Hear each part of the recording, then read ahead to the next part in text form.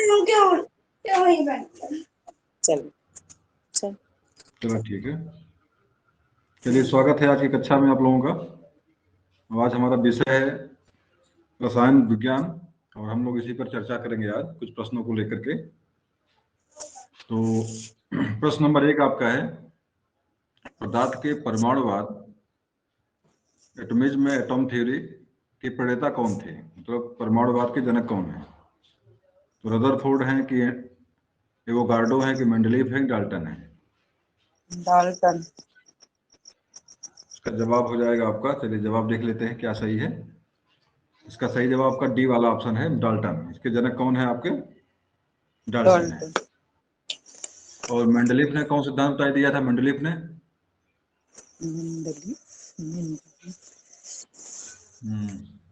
चलिए रदरफोर्ड के बारे में बता दीजिए, ये तो पता होगा आपको। रदरफोर्ड ईटा पर नाचे नहीं पर माने प्रोटॉन और रदरफोर्ड प्रोटॉन के जनक हैं, प्रोटॉन के खोजकर्ता है ये। और मेंडलीव दुनाम पद्धति जो थी शायद उसी के जनक है मेंडलीव। और डाल्टन आपके एटॉमिक सिद्धांत के जनक है, परमाणुवाद के जनक है। अगला प्रश्न पे आ जाइए। किसी पदार्थ का वह सूक्ष्मतम कण जिसका विभाजन नहीं हो सकता क्या कहलाता है? यौगिक, अणु, परमाणु, तत्व? तो सबसे छोटा भाग जो पदार्थ का होता है उसे क्या कहते हैं? इसका और भाग नहीं इसका हो सकता है, उसे क्या कहते हैं? अणु। उसे यौगिक कहेंगे, अणु की परमाणु कहेंगे? परमाणु। सबसे छोटा भाग जो होता है परमाणु होता है। परमाणु के ही जो है कि 3 होते हैं, इलेक्ट्रॉन, प्रोटॉन और न्यूट्रॉन। और उन्हें उसे परमाणु से छोटा कोई पार्ट नहीं बनता है। आगे आ जाइए। तो कौन सा युग में सुमेलित नहीं है? आविष्कार और आविष्कारक को लेकर के, मतलब कौन सी चीज किसने उसका आविष्कार किया है? तो प्रोटॉन का आविष्कारक कौन है? रदरफोर्ड है, अभी बताया मैंने। ईटा पर नाचे न्यूटन के चैडविक हैं, इलेक्ट्रॉन के जे थॉमसन है, और फोटॉन के युकावा। तो इसमें सुमेलित एक नहीं, तो हमें लग रहा है एक है इलेक्ट्रॉन के ईटा। थॉमसन आपका सही है, सब कुछ सही, बस आपका यही फोटॉन वाला जो है यही गलत हो सकता है। फोटॉन का ऑप्शन गलत है आपका यहाँ पे, बाकी सब ऑप्शन सही है आपके। तो पुनः एक बार देख लीजिए। प्रोटॉन के आविष्कारक कौन? रदरफोर्ड है। न्यूटन का आविष्कारक चैडविक हैं। इलेक्ट्रॉन का आविष्कारक जे थॉमसन है। और फोटॉन का पता नहीं है, युकावा लिखा, कुछ और होगा यहाँ पे इसका जवाब कुछ। अगला है परमाणु के नाभिक में होता है, परमाणु के नाभिक में क्या होता है? प्रोटॉन एवं न्यूट्रॉन, देखिए 2 तत्व घूमते हैं, एक बीच में रहता है, तो उसमें क्या अंदर होता है बताना आपको है। प्रोटॉन और 3 तत्व न्यूट्रॉन। होते हैं, इलेक्ट्रॉन चक्कर लगाता है। प्रोटॉन एवं इलेक्ट्रॉन, इलेक्ट्रॉन एवं न्यूट्रॉन, प्रोटॉन एवं न्यूट्रॉन। तो घूमता कौन उसमें है, चक्कर कौन मारता है उसके? इलेक्ट्रॉन। इलेक्ट्रॉन चक्कर मारता है, और प्रोटॉन और न्यूट्रॉन उसके मध्य में, मतलब केंद्रक होते हैं उसके हैं, और इलेक्ट्रॉन चक्कर मारता है। सर परमाणु में तीनों होते हैं। हाँ, तीनों तो होते हैं उसमें, 2 केंद्र में होते हैं, एक चक्कर एक राउंड मारता उसका है। नहीं सर, ऐसा ही कुछ है। प्रोटॉन और न्यूट्रॉन उसके नाभिक में होते हैं, और न्यूट्रॉन इलेक्ट्रॉन जो है परमाणु में नाभिक के चारों ओर चक्कर लगाता है। तो वही मैं कह रहा था, मतलब दोनों केंद्रक होते हैं, चारों तरफ नंबर राउंड मारता आपका इलेक्ट्रॉन। 2-3 आगे यहाँ पे है, रेडियो सक्रियता का पता सर्वप्रथम किसने लगाया था? तो मैडम क्यूरी, आइंस्टीन, रदरफोर्ड और हेनरी बेकरल। Henry Becquerel. बिल्कुल जवाब सही होना चाहिए आपका। आइंस्टीन के बारे में सबको पता है, आइंस्टीन ने क्या किया, रदरफोर्ड ने क्या किया, हेनरी बेकुरल ने भी कोई सिद्धांत दिया था। सर वही रेडियो सक्रियता, रेडियो एक्टिविटी का सिद्धांत सिद्धांत। दिए हैं। और मैडम क्यूरी के बारे में जानते हैं कि दोनों हस्बैंड वाइफ दोनों लोग जो है कि इसी पता लगाते लगाते जो है दिक्कत में आए थे, कैंसर में दोनों हुआ था, उसी से मरे, दोनों लोग मरे थे, मैडम क्यूरी और निक हस्बैंड भी। इसी दोनों लोग इसी की खोज, इसी तत्परता, इसी खोज में दोनों लोग लगे थे। और क्यूरी जो दिया जाता है, मुझे लग रहा है कि इन्हीं के नाम से कुछ दिया गया है। आइंस्टीन एक बहुत जानकार था, रूस का था ये। रदरफोर्ड ने प्रोटॉन का आविष्कार किया था। और आइंस्टीन ने सिद्धांत कौन सा दिया है? कैसे ईएम बटे सीएम कैसे है वो, कोई बताएगा? निसापेक्षकता का सिद्धांत दिया था इन्होंने। हाँ बिल्कुल, आइंस्टीन का सिद्धांत सापेक्षता का सिद्धांत था। और आ जाइए थोड़ी। कपूर को किस विधि से शुद्ध किया जाता है? ऊर्ध्वपातन विधि, प्रभादी आसवन, और आसवन और क्रिस्टलन। ऊर्ध्वपातन कौन सर, सी थी? ऊर्ध्वपातन। और यही से बिल्कुल, ऊर्ध्वपातन में मतलब होता क्या है? ऊर्ध्वपातन मतलब होता क्या है? सर उसमें जैसे कुछ ठोस ऐसे होते हैं जो बिना द्रव में बदले ही सीधे गैस में बदल जाते हैं, बिल्कुल तो ये वही चीज है, कपूर मतलब सीधे गैस में बदल जाते हैं। जी बिल्कुल, मतलब 3 अवस्थाएं पदार्थ की जो हमारी होती हैं, ठोस, द्रव और गैस। तो तीनों अवस्था में, 2 अवस्था में क्यों रहते हैं? ठोस में रहेंगे या तो गैस में रहेंगे। और मतलब सीधे उठकर सीधे गिरना, उठ मतलब होता उठना, पतन मतलब होता गिरना। मतलब बहने वाला काम यहाँ पे नहीं है, उठना है और गिरना। तो बहने वाला काम यहाँ पे नहीं होता। इस तरह की कोई कंडीशन कोई बनती जब है, जब चीज सीधे ठोस, इसी को ऊर्ध्वपातन कहते हैं। और प्रभादी आसवन के बारे में सबको हमारा शोधन होता है, पेट्रोलियम डीजल को अलग जो करते हैं, क्रूड ऑयल को, प्रभादी आसवन से ये काम होता है। और आपका आसवन के बारे में नहीं पता हमको है, इसमें क्या होता है? तो बताइए मुझे आसवन के बारे में क्या है? सर इससे भी पदार्थों को अलग किया जाता है। हाँ हाँ बिल्कुल, अलग करने वाला काम तो होता ही है आसवन से, लेकिन यार हमें लग रहा है कि इसे जिनके बीच टेम्परेचर सर 25 डिग्री सेल्सियस से नीचे होता है। वो शराब बनाते हो जी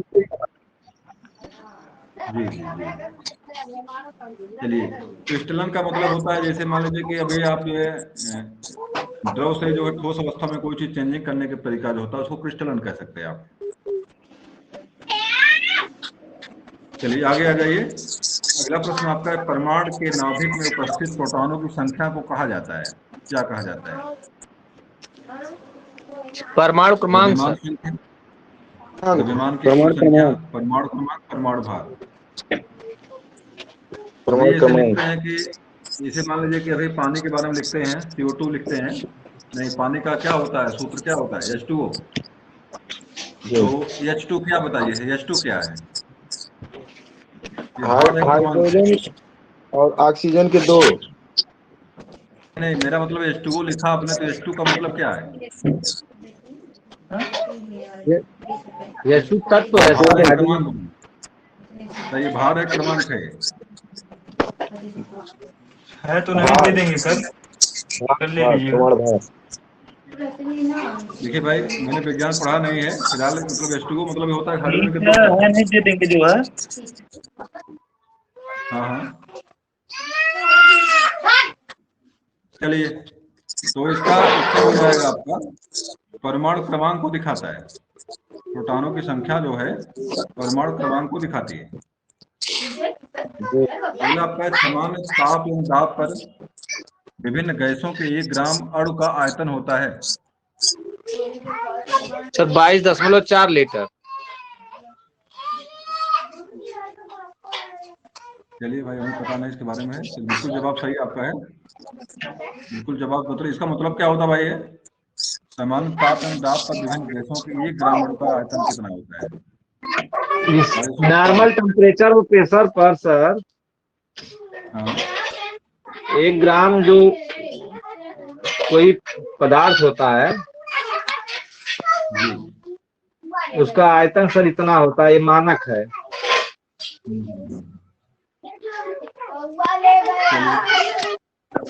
कहाँ पे बड़ी बहुत शोरगुल कहाँ पे हो रहा है? अल्लाह बच्चों को साइलेंट कराइए भाई, बच्चे शांत रहें, नहीं तो डिस्टर्ब होता है ना।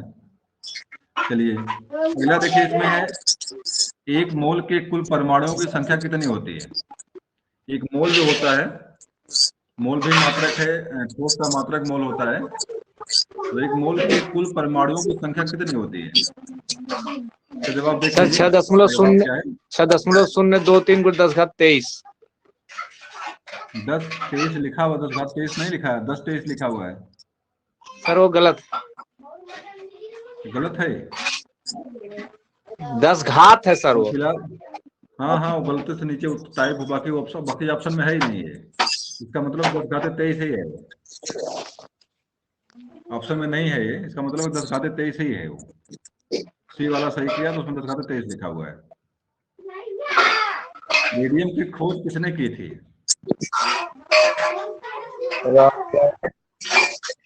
सर ए और बी, डी वाला सही है। रॉबर्ट पियरे और मैडम क्यूरी, हेनरी बेकुरल, और बा दोनों। रॉबर्ट पियरे और मैडम क्यूरी ने रेडियम खोज किया था। जवाब देख लीजिए।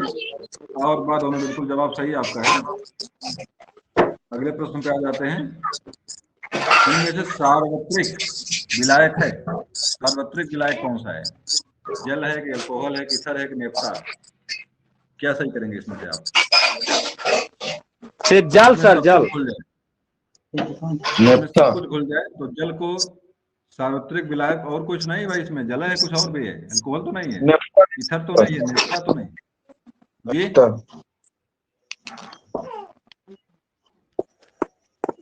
चलिए जवाब जल सर सबसे अच्छा विलायक है। नहीं, जल ही जवाब इसका है। सार्वत्रिक विलायक जल ही है। और जानते हैं आप लोग, जल की गुप्त ऊष्मा सबसे अधिक होती है, एक होती है शायद, और सर्वाधिक जल की गुप्त ऊष्मा सर्वाधिक होती है। जल का क्वथनांक, गलनांक और सबसे अधिक घनत्व जल का। अच्छा, सबसे अधिक घनत्व जल का किस तापमान पर होता है? जल का सर्वाधिक घनत्व किस तापमान पर होता है? 4 डिग्री सेल्सियस पर सर। बहुत बढ़िया जवाब है। जवाब बिल्कुल दुरुस्त आपका है। और 4 सेल्सियस पर जल का जो है सबसे कम, सबसे अधिक घनत्व होता है, सबसे कम आयतन होता है। दोनों चीजें याद रखिएगा, सबसे अधिक घनत्व और सबसे कम आयतन। अगला प्रश्न पे आ जाइए। अम्ल का जलीय विलयन नीले लिटमस पर क्या प्रतिक्रिया करता है? लाल कर देता है। तो नीला को लाल करेगा और लाल को क्या करेगा? नीला करेगा। नीला करेगा, लाल कर देता है। ये वाला तो नीला को एक चीज और जानिएगा, एक चीज और है जानने का जरूरी आपके लिए। तो लिटमस पेपर बनता किसका है? लिटमस पेपर किसका बनता है?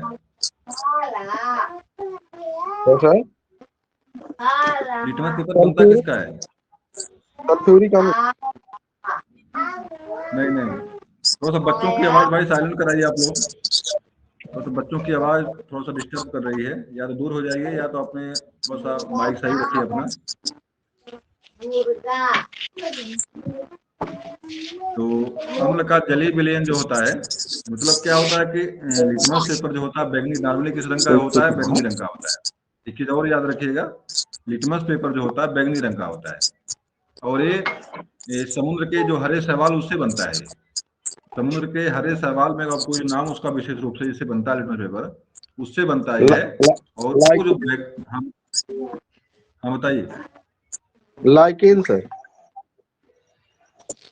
अब लाइकेन से बनता है, क्या होता है कि समुद्र के हरे शैवालों से ही बनता है, लाइकेन से नहीं बनता है। लाइकेन से नहीं, लाइकेन जो है कि क्या बोलते हैं, शैवाल के बीच की कड़ी है ये लाइकेन। और अच्छे जल प्रदूषक का क्या बोलते हैं? जल प्रदूषण का, वायु प्रदूषण का सूचक। जल नहीं, वायु प्रदूषण का सूचक, वायु प्रदूषण का इंडिकेटर है लाइकेन। और यहाँ पे जो लिटमस पेपर की बात हो रही है, तो इसका रंग गुलाबी होता है और अम्ल में जाता लाल हो जाता है। अम्ल में जाने पर लाल होता है, क्षार में जाने पर क्या होता है? हरा होता है। तो अम्ल में लाल होता है, क्षार में हरा होता है। देखिए इसका जवाब क्या है? अम्ल का जलीय विलयन। लेकिन यहाँ पे नीले लिखा हुआ है, ये जवाब देखिए, इसका जवाब लाल कर देता है। एक चीज और यही याद रखिएगा, अम्ल में अंदर लाल लगा हुआ है, तो लाल से लाल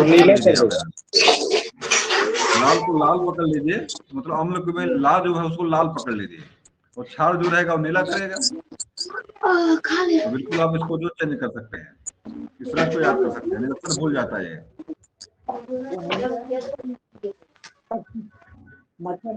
रक्त का पीएच मान क्या होता है? अम्लीय बताओ तो क्षारीय होता है, तो अम्लीय होता है क्षारीय होता है, अम्लीय की सर क्षारीय क्षारीय होता है, क्षारीय होता है। कितना पीएच मान है 7 इसका? होता है, 7.4। 7.4 सर। 7.4 होता है। और दूसरी जी चीज सर। आपको जानना यहाँ पे है, जो परीक्षा में पूछता है आपसे, जो पीएच मान को लेकर प्रश्न आता है आपसे, जानिएगा कि जो 7 है, अगर कोई पे किसी का पीएच मान 7 है, बताओ क्या होगा? बताओ, अम्लीय होगा क्षारीय होगा वो 7 पे? उदासीन सर। उदासीन होगा सर, पानी का 7 पर पीएच मान उदासीन 7। होगा, ना अम्लीय होगा ना ही क्षारीय होगा वो।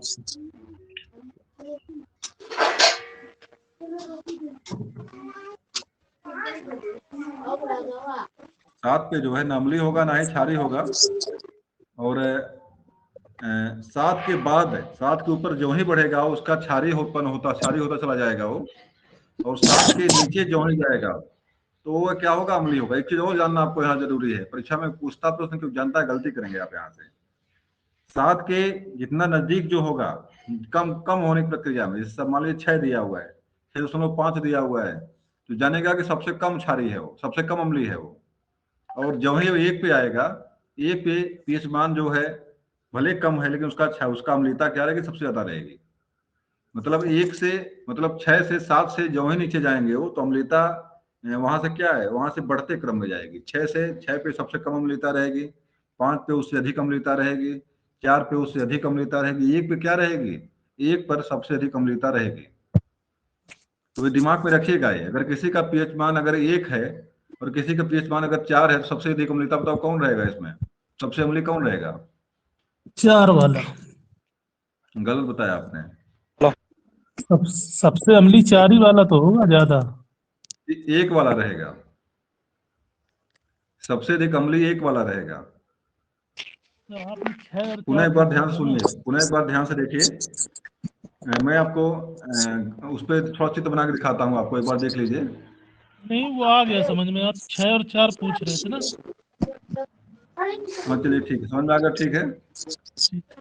तो इसका देखिए, बताने का मेरा तात्पर्य ये था, कहाँ गया भाई वो उसमें,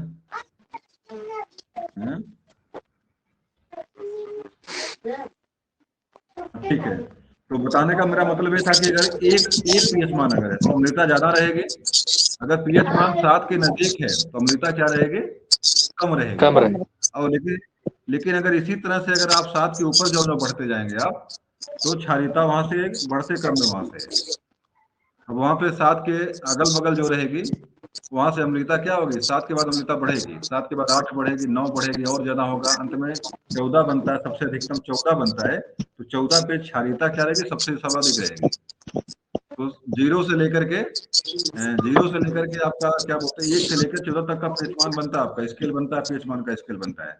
7 पे आपका आकर के उदासीन हो जाता है, 7 के ऊपर बढ़ेंगे तो आपका क्षारीय होगा, 7 के नीचे आएंगे तो अम्लीय होगा। लेकिन अगर ये पूछ ले कि किसी वस्तु का पीएच मान 1 है, किसी वस्तु का पीएच मान 5 है, तो सबसे अधिक अम्लीय कौन होगा? तो यहाँ पर आप भ्रमित होंगे, तो इसलिए जानना जरूरी आपको यहाँ पे है कि अगर जिसकी अम्लता सबसे कम लिखी रहेगी वो सबसे अधिक अम्लीय होगा। चलिए आगे आ जाइए। ड्यूटेरियम में क्या होता है? 1 neutron, 1 proton, 2 electron, 2 neutron, 1 proton, 2 neutron, 2 proton, 1 neutron एवं 2 प्रोटॉन। पहली बार जानेंगे ड्यूटेरियम क्या है। D2O, D2 सबसे महंगा जल जो होता है, इसी से योग से बनता है। 2 D2 माने D2 और O दोनों से मिलकर आपका ड्यूटेरियम क्या बोलते हैं, सबसे भारी जल बनता आपका है। तो बताइए इसका मतलब क्या है, क्या सही करेंगे इसमें आप? एक न्यूट्रॉन प्रोटॉन।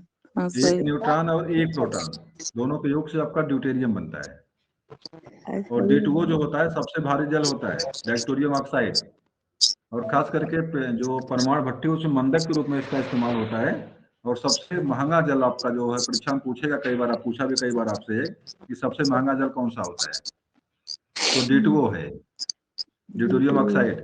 और बताओ सबसे शुद्ध जल कौन सा होता है, सबसे शुद्ध वर्षा जल का कौन सा होता है? वर्षा का जल। वर्षा का जल।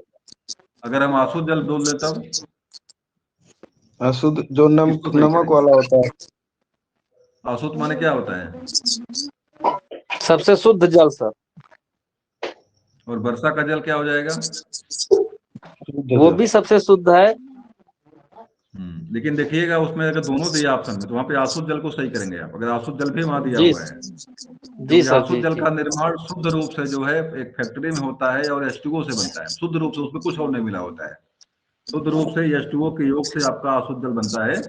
लेकिन आपका वर्षा का जल जो होता है, मान लीजिए ऊपर से ही गंदगी, वर्षा में बहुत सारी चीजें, जैसे मान लीजिए आपका भी अम्लीय वर्षा, जैसे ट्रेन जो होती है, सल्फ्यूरिक अम्ल मिली हुई हो, धूल मिली हुई हो, तो वर्षा का जल तो वहां से लेके नीचे आएगा ना, जी क्षमता सर। उसकी उससे कम रहेगी बिल्कुल। लेकिन एक चीज अब बता दीजिए कि अम्लीय वर्षा कैसे होती है भाई, क्या क्या महत्वपूर्ण होता है उस अम्लीय वर्षा में? Sulphur dioxide. सल्फर, जी जी, सल्फर डाइऑक्साइड, जी सल्फर सल्फ्यूरिक अम्ल डाइऑक्साइड। उसका। तो सूत्र क्या है, इसी ट्रेन का सूत्र क्या है? किसका सर? ये अम्लीय वर्षा का सूत्र क्या है, एसिड रेन का सूत्र क्या है? H2SO4। बिल्कुल जवाब सही आपका है, H2SO4। H2SO4 से आपका SO4। अम्लीय वर्षा बनती है। खास करके जानिएगा कि जो रिफाइनरियां होते हैं उन्हीं के द्वारा सल्फर आपका ऊपर छोड़ा जाता है, और वो सल्फर जो होते हैं अम्लीय वर्षा के लिए जिम्मेदार होते हैं। प्रथम बार भारत में अम्लीय वर्षा आपके जम्मू कश्मीर में हुई थी। और अभी अभी आप जानते हैं कि आगरा में जो आपका जो आपका ताजमहल है, उसको लेकर के मोदी उसका रंग बदलने लगा था। तो एक चीज और जानिएगा कि सल्फ्यूरिक अम्ल को अम्लराज के नाम से जानते हैं, और ये स्टोन क्रैकर या स्टोन कैंसर के नाम से प्रसिद्ध है। अगर पत्थर पर लगातार उसको प्रवाहित किया जाए तो पत्थर टूट जाता है। आगे आ जाइए। सबसे हल्का तत्व कौन सा है? Helium, sodium, hydrogen, potassium? Helium है सर। हीलियम। हीलियम है कि हाइड्रोजन है? Helium sir. हाइड्रोजन। हाइड्रोजन देखिए लिखा हुआ है। जी जी, यही और जो है आप, हाँ बताइए जी। हाइड्रोजन गैस का ही गुब्बारे में जो आसमान में उड़ता नहीं है। हाँ हाँ हाँ, बिल्कुल बिल्कुल जवाब सही आपका है। सबसे ऊपर जो गैसों का जो छल्ला मिलता है, सबसे ऊपर जो मिलता है वो हाइड्रोजन के गैसों का ही छल्ला मिलता है। तो सबसे हल्की गैस सबसे ऊपर जो भागती है हाइड्रोजन गैस ही होती है। और बच्चे गुब्बारा में हाइड्रोजन गैस ही भरते हैं। और हीलियम के बारे में जो बताया आपने, तो वायुयान के जो हमारे जो वायुयान होते हैं उनके चक्के में हीलियम गैस भरी जी जाती है। जी जी सर। और हाइड्रोजन को जो है कि भविष्य का ईंधन कहते हैं। और चलिए आ जाइए, अगला प्रश्न पे आ जाइए। ऑक्सीजन में होता है, इलेक्ट्रॉन ग्रहण किए जाते हैं, इलेक्ट्रॉन मुक्त किए जाते हैं, प्रोटॉन ग्रहण किए जाते हैं, प्रोटॉन मुक्त किए जाते हैं, क्या सही करेंगे? इलेक्ट्रॉन मुक्त किए जाते। हाँ, इलेक्ट्रॉन। चलिए जवाब सही आप लोगों का है। भाई बहुत पढ़ा नहीं इसके बारे में हूँ मैं, तो फिर भी जवाब सही है। वायु क्या है? मिश्रण है, यौगिक है, तत्व है, ये सभी है? ये सभी मिश्रण है। है सर। मिश्रण है सर। मिश्रण है सर। सभी नहीं सही करेंगे भाई। अब धातु बताओ, वायु तत्व है? इसमें से कोई एक सही बताइए, हमको कौन सही करेंगे आप? मिश्रण सर। मिश्रण। वायु मिश्रण हो सकता है क्योंकि कहीं पर H2O ज्यादा होती है और कहीं पर आपका कार्बन डाइऑक्साइड ज्यादा होता है। उससे नॉर्मली जो अनुपात है, क्या अनुपात बताइए, ऑक्सीजन का परसेंट है एनवायरमेंट में? 21। 21% आपका ऑक्सीजन है, 78% 78%, नाइट्रोजन है, 0.001% कार्बन। 0.0 कार्बन। 0.03 जी जी sir, sir. CO2। Carbon. Carbon CO2 dioxide. आपका। ये बताइए सबसे अधिक मात्रा में कौन सी अक्रिय गैस में है? सबसे अधिक मात्रा में अक्रिय गैस नाइट्रोजन 78% है सर। आर्गन। नहीं, अक्रिय गैस की बात कर रहे हैं। मैं अक्रिय गैस की आर्गन। बात कर रहा हूँ सबसे। आर्गन। आर्गन। 6% है। वो भी सर उसी वो 0.03% ऐसे कुछ है सर। नहीं नहीं नहीं नहीं, बताइए सही से बताइए, परीक्षा में कई बार आया हुआ प्रश्न है ये। 0.93 है। 0.93 परीक्षा में कई बार प्रश्न आया हुआ है। उसको दिमाग में रखिएगा। सबसे अधिक मात्रा में अक्रिय गैस आपकी आर्गन है। 0.93 या 94% के अगल बगल है। ये दिमाग में रखिएगा, परीक्षा में कई बार प्रश्न पूछा हुआ है। और वायु जो आपका एक मिश्रण है, क्योंकि कंफर्म नहीं होता इसमें कितने कितने परसेंट क्या मिला हुआ है। आगे आ जाइए। आधुनिक आवर्त नियम का प्रतिपादन किसने किया था? जो मोजले ने किया सर। था, मेंडलीव ने किया था भाई। आधुनिक आवर्त सारणी जी सर। मेंडलीव ने दिया था। मेंडलीव ने नहीं दिया सर, कि वो मोसले ने दिया? मोजले ने दिया। चलिए जवाब दे देखिए, हमको पता नहीं है। देखिए मेंडलीव सही है यार, हमसे ज्यादा आप ज्यादा हम ही पढ़े हुए हैं। विज्ञान विषय मेरा नहीं रहा है। मैं विज्ञान में कक्षा 8 तक पढ़ा हूँ। चलिए सर मूल आवर्त सारणी जो है, सर मूल आवर्त सारणी मेंडलीव की है, लेकिन उसमें सुधार करके मोजले ने जो है आधुनिक आवर्त नियम दिया था। चलिए फिलहाल यहाँ पे मेंडलीव को ही सही किया हुआ है। और मोसले आप बता रहे थे, मोसले भी सही होगा। लेकिन तब भी तो तत्व कितने हैं? सबसे नीचे कौन तत्व इसमें आता है? नंबर 1 पे कौन, नंबर सबसे अंतिम कौन आता है? मेंडलीव सर हाइड्रोजन है, नंबर 1 पर हाइड्रोजन। नंबर 1 पे हाइड्रोजन आपका होगा। और सबसे अंतिम में? सर उसका नाम तो नहीं पता। और कितने तत्व बताइए, तत्व कितने हैं? 100 कुल मिलाकर सर। हाँ हाँ पूरा बताइए। 118 तत्व हैं लगभग। भाई हमको देखिए पता नहीं है, लेकिन हम आप बता रहे हैं, आप सही हो सकता है, सही होगा, उम्मीद करता हूँ मैं। तो लेकिन जो आवर्त सारणी का शुरुआती स्टेज जो लाने वाले थे मेंडलीव थे। और एक होता है उस समय दुनाम सर, पद्धत करके। हाँ बताइए। उस समय 54 तत्व ज्ञात थे जब ये आवर्त सारणी दिए तो। मेंडलीव ने दिया 14 थे उसमें। इसमें 108 तत्व हैं क्या? 108 है, 118 है भाई? 14 है, 8 है? 118 सर। चलिए ठीक है। चलिए अगले प्रश्न पे आ जाइए। एक प्रश्न आता है दुनाम पद्धत को लेकर, प्रश्न परीक्षा में पूछा दुनाम पद्धत को लेकर के। बताइए भाई ये क्या चीज है और किसने दिया था इसको?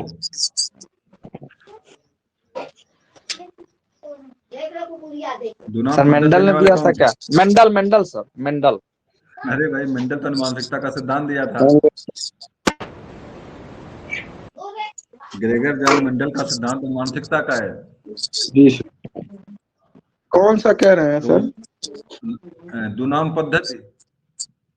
अच्छा, जैसे नाम मैंगो पर। का नाम एक आम है, एक नाम उसका है इंडिका मैंगो फेरा। ये जी पद्धत देने वाले कौन थे? जेनर सर, जेनर नहीं, नहीं कार्लिनियस। चलिए ठीक है, देखिएगा इसको, आगे मिलेगा, हो सकता है मिल ही जाए भाई इसी में। अगला है सबसे अधिक विद्युत ऋणात्मक बल कौन सा है? Sir fluorine. का है, ब्रोमीन का है, फ्लोरीन आयोडीन का होगा। है, क्लोरीन का है? ब्रोमीन। फ्लोरीन होगा। फ्लोरीन। फ्लोरीन सही करेंगे? चलिए बिल्कुल फ्लोरीन है भाई। और फ्लोरीन। फ्लोराइड जो होता है, फ्लोरीन यहाँ सही किया हुआ है। एक दंत क्षय जी रोग सर। होता है, दांतों में क्षय होता है, दंत क्षय। हम्म। पानी में अगर इसकी मात्रा बढ़ जाती है फ्लोरीन की, तो आपके दांतों में चकत्ते पड़ जाते हैं और हड्डियां जो है खराब होने लगती हैं। इसको दंत क्षय के नाम से जानते हैं। फ्लोरीन पानी में बढ़ा हुआ है तो आपके अक्सर देखेंगे किसी किसी बच्चे के दांत में जो है जगह जगह चकत्ते और धब्बे मिलते हैं। तो इसके सूचक ये है कि आपके पानी में फ्लोरीन की मात्रा क्या है, बढ़ी हुई है। और आयोडीन के बारे में आप जानते ही हैं कि घेघा रोग या ग्वाइटर रोग में जिम्मेदार होता है, नियंत्रण करने में इसको। और मुख्य रूप से समुद्री जो उत्पाद है उनमें मिलता है। और क्लोरीन के बारे में जानते हैं कि जल शोधक के रूप में भी काम आता है क्लोरीन। जी सर, जी। इसकी गोली जल आती है शोधक क्लोरीन। और दवा का जो इस्तेमाल पानी में करते हैं जल को शुद्ध करने के लिए, फिटकरी डालते हैं, या इसमें एक इस्तेमाल आपका क्लोरीन का भी उसमें होता है। और क्लोरीन फ्लोरीन कार्बन जो होता है, एक चीज और जानिएगा, क्लोरीन CFC जो होता है वो भी इसमें महत्वपूर्ण भूमिका में होता है, क्लोरीन। और क्लोरीन जो है कि ओजोन परत का क्षय भी करता है। अगले प्रश्न पे आ जाइए। चलिए पुनः देखिए, आधुनिक आवर्त सारणी आ गया। आधुनिक आवर्त सारणी में तत्वों के वर्गीकरण का आधार क्या है? परमाणु का द्रव्यमान है, परमाणु क्रमांक सर।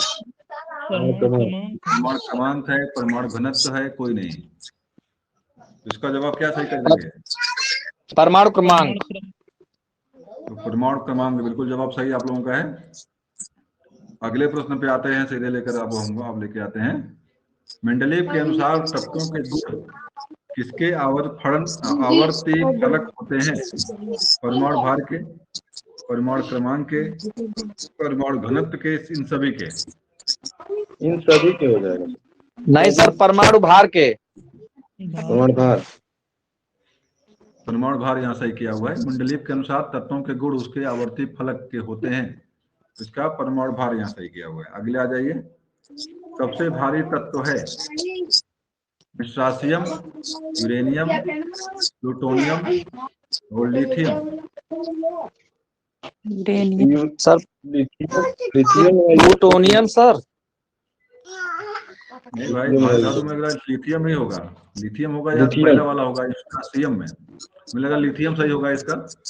जी यूरेनियम सही किया हुआ है। सबसे भारी धातु में तत्व में यूरेनियम सही किया हुआ है। बनाया जाता है ना सर ये दोनों यूरेनियम प्लूटोनियम दोनों रेडियो एक्टिव है। हाँ हाँ बिल्कुल बिल्कुल, जो है यूरेनियम भी रेडियो एक्टिव है। प्लूटोनियम है कि नहीं मुझे पता नहीं भाई इसके बारे में, लेकिन यूरेनियम तो है, मैं जान रहा हूँ।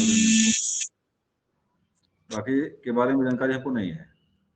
परमाणु बम में इसका प्रयोग किया जाता है यूरेनियम का। हाँ बिल्कुल। Haematite sir. बॉक्साइट। एल्युमिनियम का अयस्क है। एल्यूमिनियम का अयस्क है।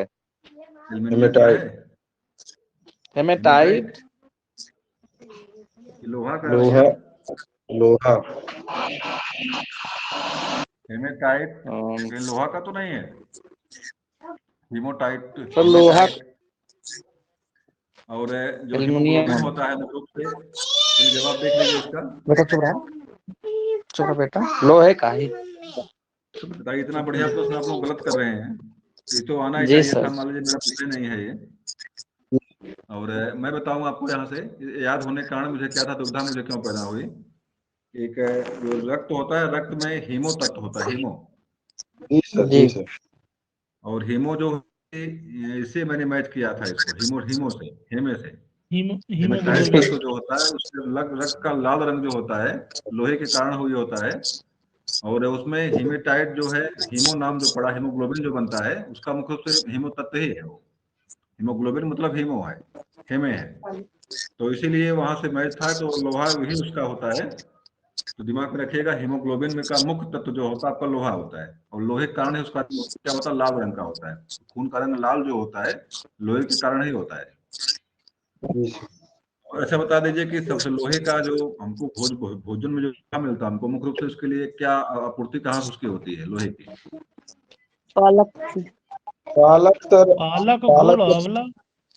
पालक चौराई भी। पालक आंवला यही तीनों सर उसके सबसे अच्छे स्रोत। मैं बताऊं आपको, सबसे अच्छा स्रोत इसका जो है लोहे का जो है, उसे हरी सब्जियां ही हैं इसका स्रोत मुख्य रूप से।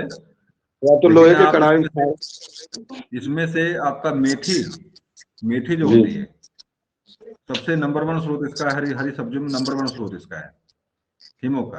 मतलब लोहे का सबसे नंबर 1 स्रोत है। सबसे बढ़िया लोहा अगर किसी मिलता है आपको मेथी मिलता है। मेथी में सबसे अधिक लोहे मिलते हैं, मतलब लोहा तो सबसे अधिक मेथी से मिलता है। और सोना के बारे में जान ही रहे हैं, सबसे अधिक तन्य धातु सोना होती है। लोहा के बारे में सबको।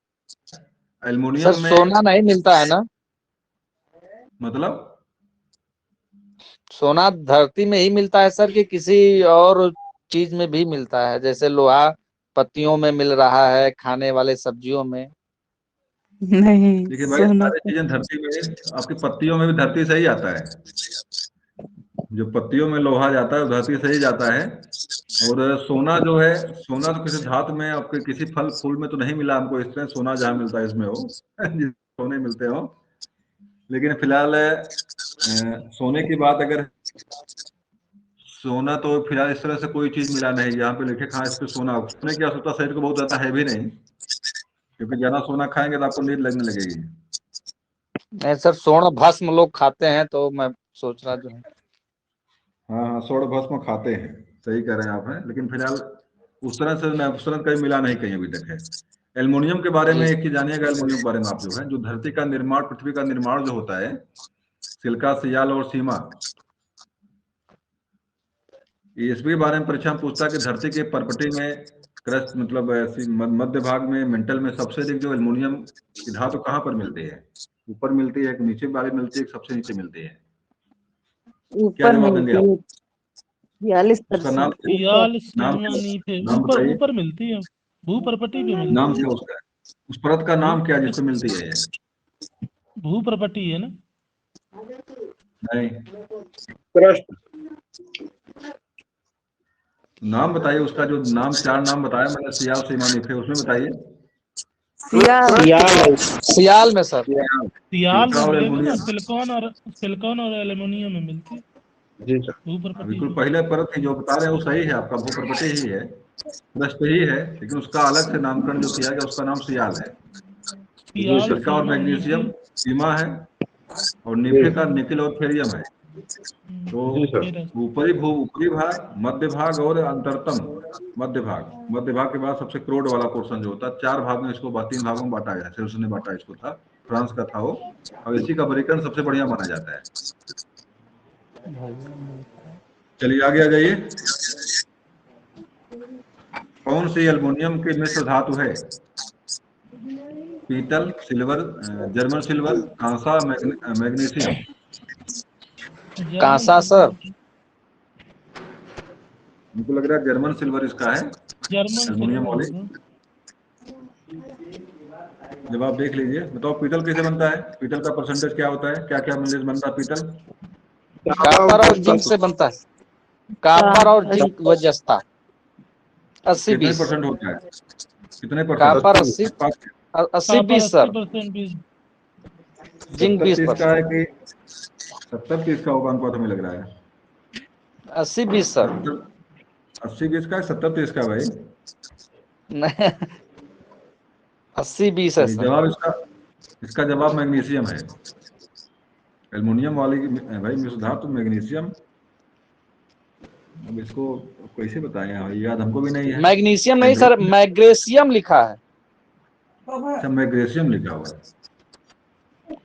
कोई मिश्र धातु है सर। और कांसा कैसे बनता है? कांसा, तांबा, साथ तांबा और टिन से बनता है कांसा, तांबा और टिन के योग से। जी।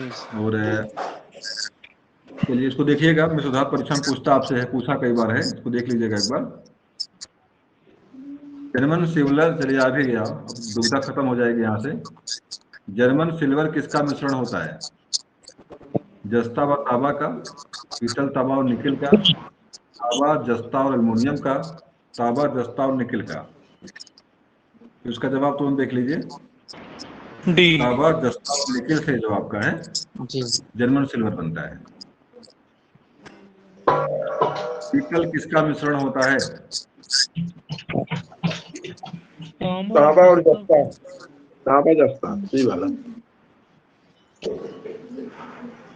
चलिए सही है जवाब बिल्कुल आप लोगों का। एल्युमिनियम किस अयस्क से निष्कर्षण किया जाता है? ये सभी। ये बॉक्साइट तो है, ये सभी सर, डी वाला।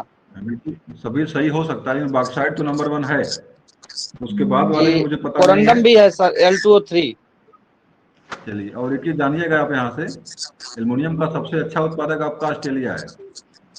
परीक्षा में कई प्रश्न आपसे पूछ ही ले अगर, कि सबसे अधिक एल्युमिनियम का उत्पादन कहाँ पे होता है? इसका जवाब आप देंगे ऑस्ट्रेलिया। तो इसका जवाब ये सभी है, मतलब फेल्सपार, कोरंडम और बॉक्साइट तीनों आपका अयस्क है एल्युमिनियम के। पिच ब्लेड किस धातु का अयस्क होता है? कोरंडम का, यूरेनियम का, क्रोमियम का और मेलेकाइट का। यूरेनियम का सर। बहुत महत्वपूर्ण, परीक्षा में कई बार आया हुआ है। इसका यूरेनियम। जवाब हो जाएगा आपका यूरेनियम। तो कोरंडम दिया भैया, कोरंडम। लेकिन पिच ब्लेड यूरेनियम का है, मैंने पढ़ा इसको है, ये गलत, कहीं गलत प्रिंट किया हुआ है। पिच ब्लेड जो है यूरेनियम का ही अयस्क है,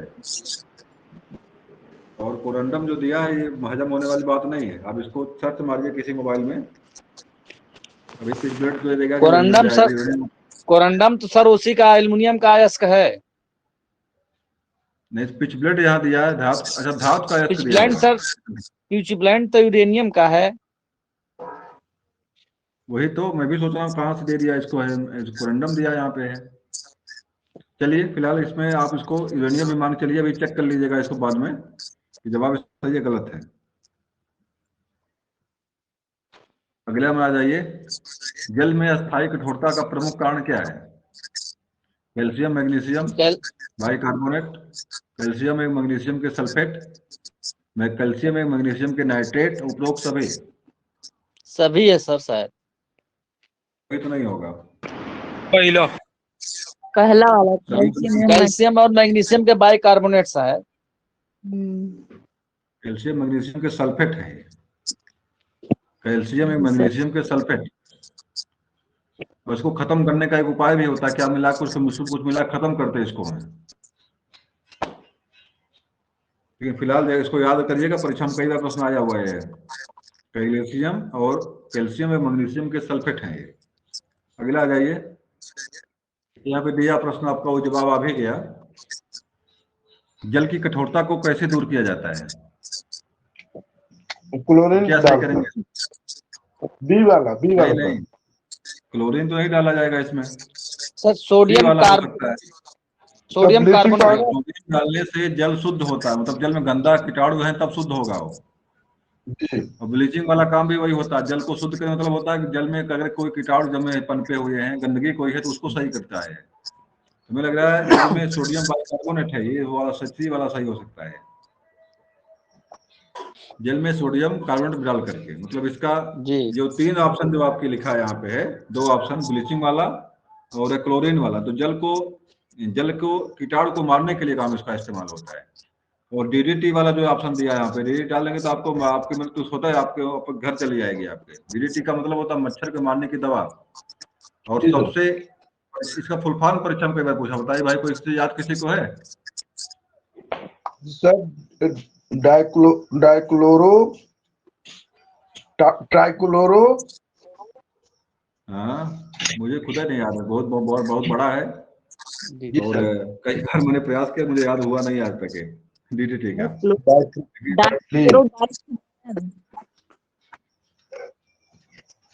सर टालुइन करके कुछ है ऐसे, इसको याद कर लीजिए भाई, महत्वपूर्ण है ये। और एक चीज और जानिएगा, ये ऐसा जो है कि मतलब कीटाणुनाशक है जो सबसे अधिक लंबे समय तक जो है जल के स्रोतों में मिला हुआ पाएगा। 25 साल तक मिला इसकी क्षमता है, एक बार डाल देंगे 25 साल तक आपको जो नुकसान पहुंचाएगा ये।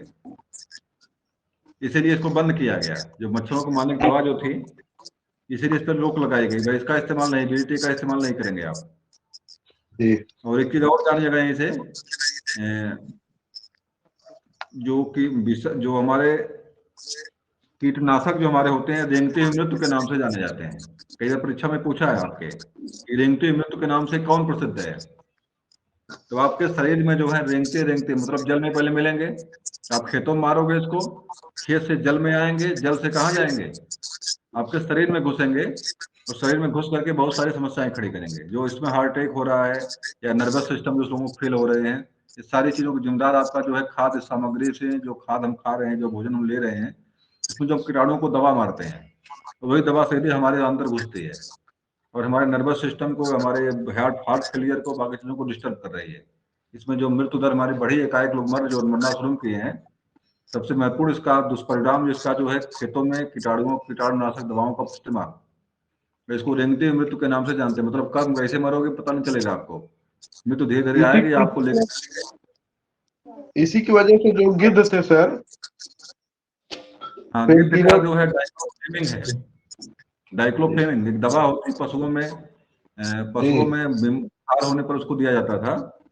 डाइक्लोफिनेक है, डाइक्लोफेमिन है। और उसकी वजह से गिद्ध मरे थे, किडनी उनकी फेल हो गई, उनकी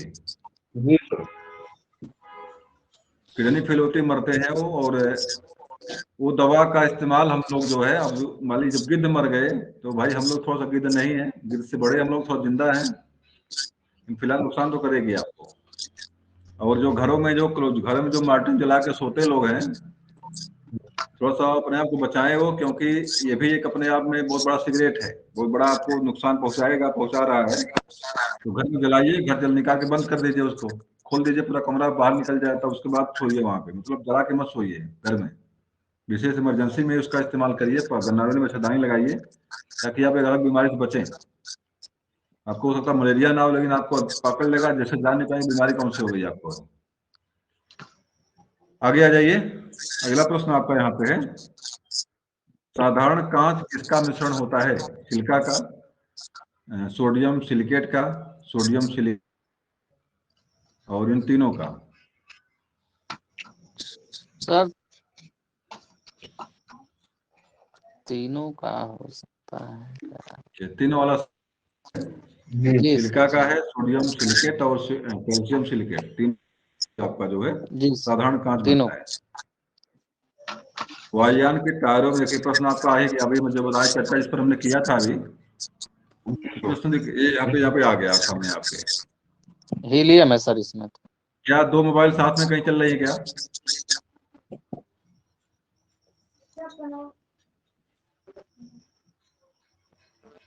दो लोग अगर अगल बगल हैं तो उनकी आवाज बिल्कुल मिक्स हो रही है, तो थोड़ा सा दूर कर लें मोबाइल अपने, ताकि जो है कि डिस्टर्ब ना हो। वायुयान की टायर ट्यूबों में कौन सी गैस भरी रहती है? हीलियम, आर्गन, जी नियान, रेडान। हीलियम। अभी इस पर हमने चर्चा किया था, और इसका जवाब हो जाएगा आपका हीलियम।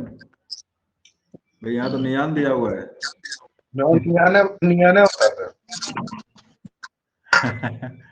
अब क्या सही करें, नियान हीलियम दोनों सही कर दें कि नियान को सही करें? क्योंकि मैंने तो पढ़ा, मुझे भूला नहीं है। वायुयान के टायर मैंने पढ़ा इसको है, और कंफर्म बिल्कुल हूँ मैं, हीलियम ही लिखा हुआ, मतलब नियान अलग से कोई आया है तो अलग बात है। सर ये तीनों जो है, ये चारों अक्रिय गैस हैं। हाँ, चारों अक्रिय ये गैस हैं। चारों हल्की चलिए हैं, तो उसमें सबसे जो हल्का होगा वही है ये शायद। चलिए, हो सकता है भरा जाए। एक चीज और यहाँ ध्यान दीजिएगा, रेडान लिखा यहाँ पे है। रेडान का मतलब होता है कि जब भूकंप आने वाला होता है, ज्वालामुखी विस्फोट जब होने वाला होता है, उस टाइम पे इन्वायरमेंट में रेडान गैसों की मात्रा बढ़ जाती है। तो ज्वालामुखी विस्फोट होना होता है, तो उस टाइम पे इसकी मात्रा बढ़ी हुई मिलती है रेडान की। आगे आ जाइए, गुब्बारे में कौन सी गैस भरी होती है? Helium sir. इस बार यहाँ पे हाइड्रोजन नहीं है। जी सर, तो हीलियम होगा। हीलियम है सर। जी सर, हीलियम। हीलियम सही किया हुआ है। और अभी एक चीज और जाने, कृत्रिम ऑक्सीजन जो बनता है आपका, कृत्रिम ऑक्सीजन जो होता है, तो उसमें कौन सी गैस मुख्य रूप से भरी रहती है? Hydrogen sir. नाइट्रोजन। भाई मुआना चाहते हैं क्या किसी को? भाई ऑक्सीजन देंगे किसी को, और उसमें नाइट्रोजन तो मर जाएगा, जिंदा रहेगा वो। किसमें कहना सर? कृत्रिम ऑक्सीजन जो होती है, जो हम लगाते हैं गले में, जैसे कोई बीमार पड़ता है लगाते हैं, जो गैस लगाते हैं लोग, उसमें क्या मुख्य रूप से भरी होती है? उसमें से ऑक्सीजन दिया जाता है। ऑक्सीजन नहीं पूरा उसमें होता है, दो गैसों का मिश्रण होता है। और मुझे लग रहा है हीलियम, उसमें हीलियम भी मिला हुआ होता है, ऑक्सीजन हीलियम दोनों। उसको ध्यान से एक बार पढ़िए, कहीं कहीं पढ़े तो सर्च मारेंगे, तो दोनों गैसों का मिश्रण होता है वो, हीलियम भी उसमें शायद शामिल। अगला है फोटोग्राफी में प्रयुक्त हाइपोबिलियन का रासायनिक नाम क्या है? सिल्वर ब्रोमाइड, सोडियम थार्सो sulphate, sodium silicate, calcium carbonate. तो सर क्या बी बनेगा? वाला है सोडियम थायोसल्फेट, सोडियम सल्फेट, जी सर। जी सर। इसी को हाइपो मुझे कहते तो हैं। ये, चलिए देख लीजिए, बिल्कुल जवाब सही आपका है, सोडियम थायोसल्फेट। और एक चीज और यहीं से जानिएगा आप लोग, जो है एक प्रश्न जो आया हुआ है, फोटोग्राफी यहाँ दिया हुआ है, और जो लेंस लगता है मुख्य रूप से, उसमें कहीं न कहीं इसका बिलियन लगता है। बताने का उद्देश्य ये है कि एक प्रश्न परीक्षा में पूछता है कि सबसे अच्छा दर्पण जो होता है खाता आपका है, उसमें पीछे लेपन किस धातु का सबसे बढ़िया होता है? कोई बताएगा? शादी की कली सर, सिल्वर ब्रोमाइड सर। देखिए यहाँ पे सिल्वर दिया हुआ है, सिल्वर और जो आपका अमलगम बनता है पारा, दोनों के मिश्रण से जो है जी लेपन होता है, जिसको अमलगम, चांदी का अमलगम कहते हैं उसको, उसी का लेपन उसमें होता है। तो ये सिल्वर मुझे दिमाग में मेरा था, समय का सिल्वर हो सकता है कि सही हो जाए यहाँ पे, लेकिन फिलहाल सही यहाँ पे सोडियम थायोसल्फेट किया हुआ है। तो इसका जवाब आप जो है क्या? अगला प्रश्न है, हंसाने वाली गैस कौन सी होती है? बहुत आसान प्रश्न है, परीक्षा में कई बार आया हुआ है, नाइट्रस बता दीजिए। ऑक्साइड। Nitrous oxide. और बेहोश करने में भी आती है, जी सर। आती भी या बेहोश भी करती है, हंसा के बेहोश कर देगी आपको।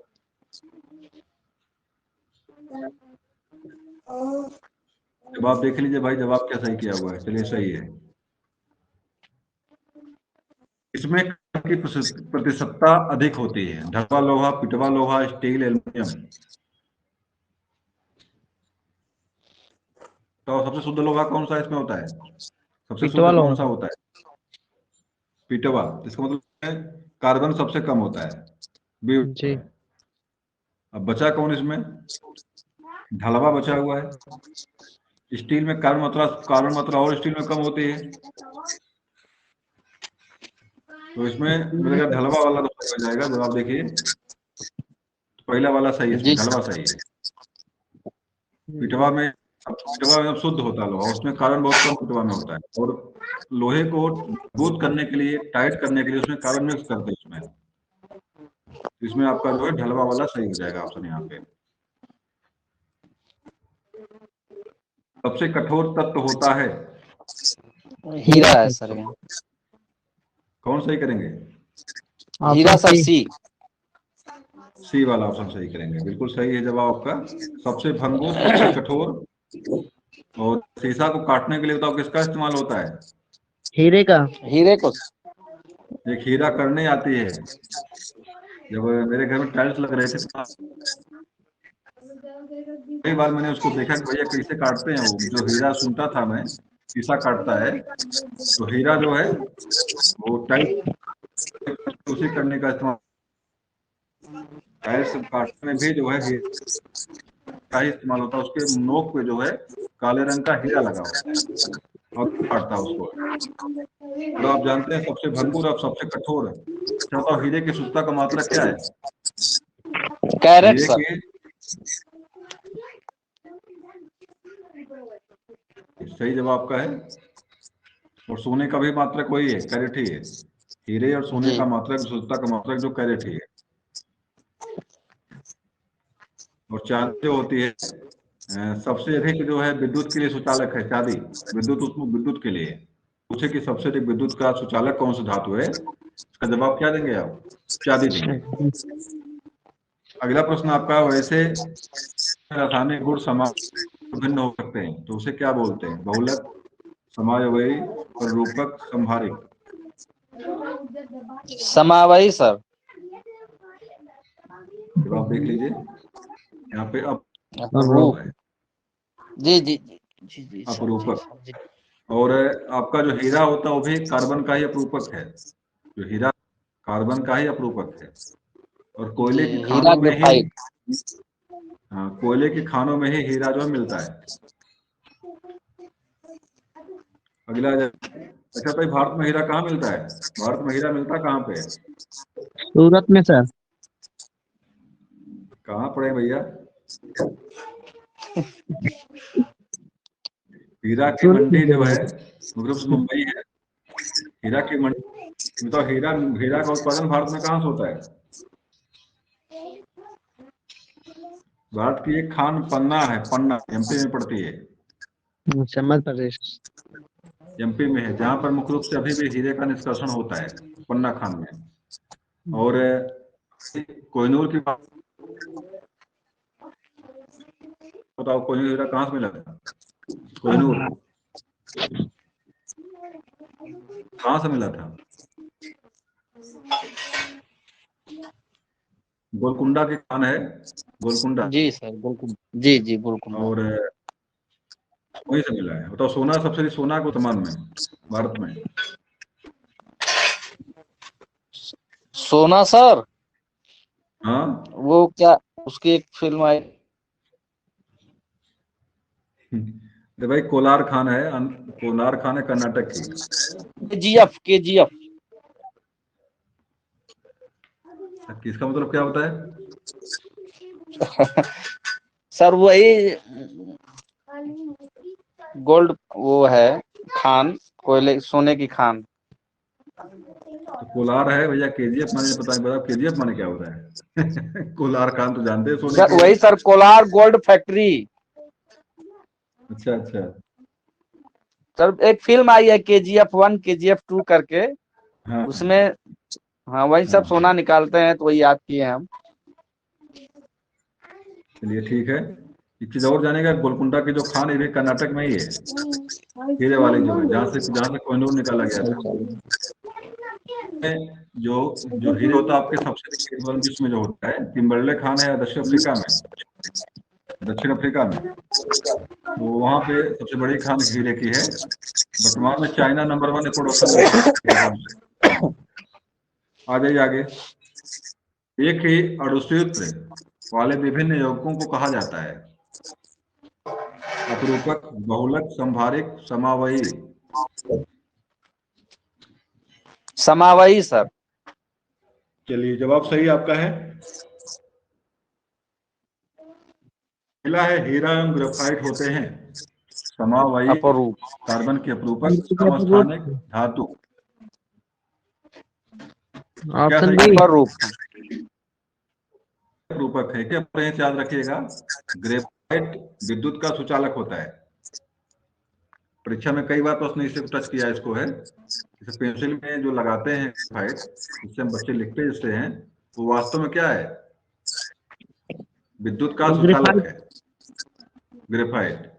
अगर दिमाग में आप कभी ये आए कि भैया कलम से क्या नाम है, पेंसिल गढ़ी हुई हो और दो पकड़ के आप जो है कि किसी बोर्ड में जाके डालिए उसको, और गलती मत करिएगा, नहीं तो साट मारेगा आपको बढ़िया से। तो ग्रेफाइट क्या होता है? विद्युत का सुचालक है, और कार्बन का अपरूपक है ये। आगे आ जाइए। पॉलीथीन किसका बहुलक है?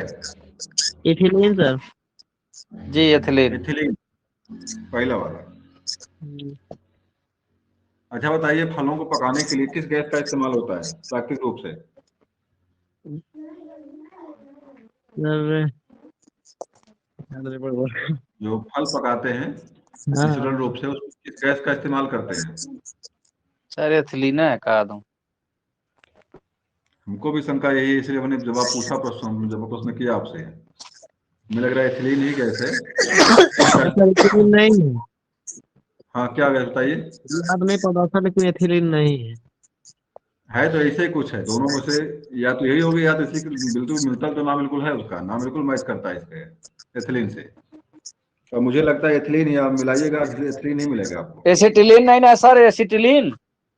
नहीं नहीं, एथिलीन नहीं है, एथिलीन ही है, मिलाइएगा तो एथिलीन है मिलेगा सर। आपको। आगे आ जाइए। अगला प्रश्न आपका है, प्राकृतिक रबड़ किसका बहुलक होता है? नायलॉन का सर। न्यूक्लिन का, आइसोप्रीन का, थाइकाल का, नाइक्लान का? नायलॉन। इसका जवाब है आपका आइसोप्रीन, इथिलीन का। आइसोप्रीन। और बताओ, भारत का कौन सा राज्य जो जो रबड़ में नंबर 1 है, रबड़ वाले में? कर्नाटक है सर। नहीं, केरल। अच्छा। भारत के केरल में जो है रबड़ का उत्पादन होता है।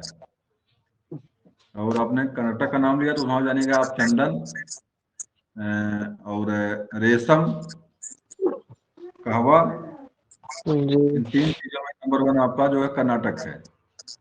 भाई वीरप्पन कहाँ का था? वीरप्पन चंबल का।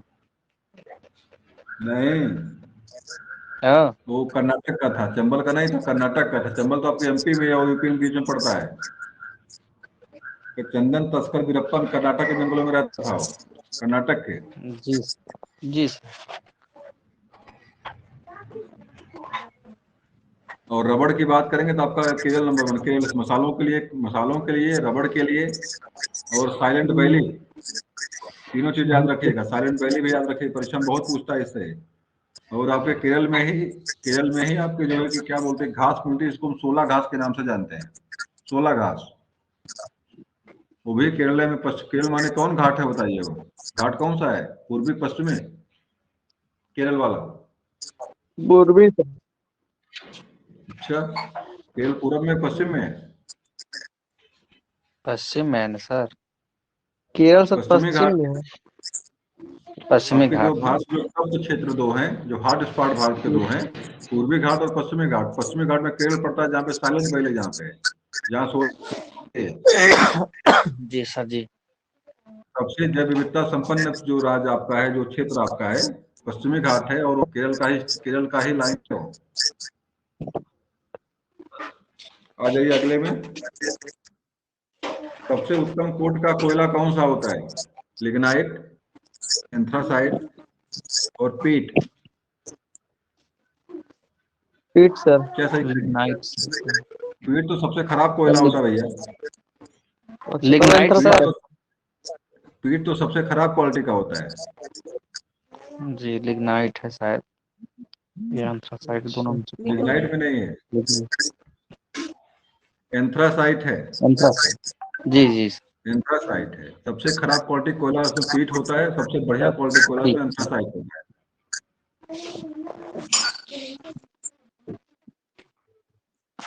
गैस में कौन सी गैस होती है?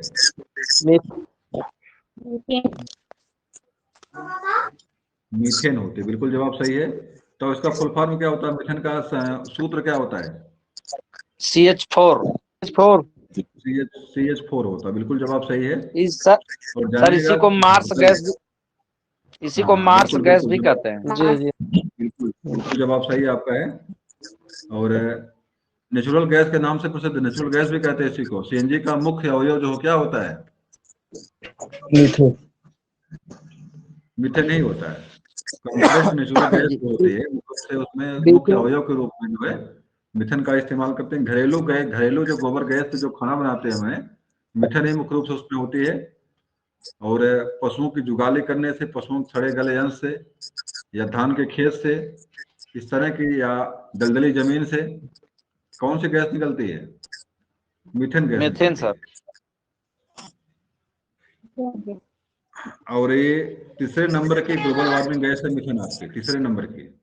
नंबर 1 आपका CO2 है, दूसरा नंबर गैस मुझे याद नहीं, तीसरे नंबर की आपकी मीथेन पड़ती है उसमें। तो इसकी महत्वपूर्ण भूमिका ग्लोबल वार्मिंग में, महत्वपूर्ण भूमिका मतलब भारी गैसों में शामिल है मीथेन आपके, वो हल्की गैस नहीं है। इधर उड़ती हुई तेजी से भारी गैसों में ही शामिल हो गई है। आगे आ जाइए। द्रवित पेट्रोलियम गैस LPG किसका मिश्रण होता है? बहुत महत्वपूर्ण प्रश्न है, बता दीजिए फर्दना। सर, सर एथेन, बुटेन और ब्यूटेन, प्रोपेन। ये ऑप्शन। ये वाला। ऑप्शन ए वाला सही करेंगे? एथेन, ब्यूटेन, जी प्रोपेन। सर जी।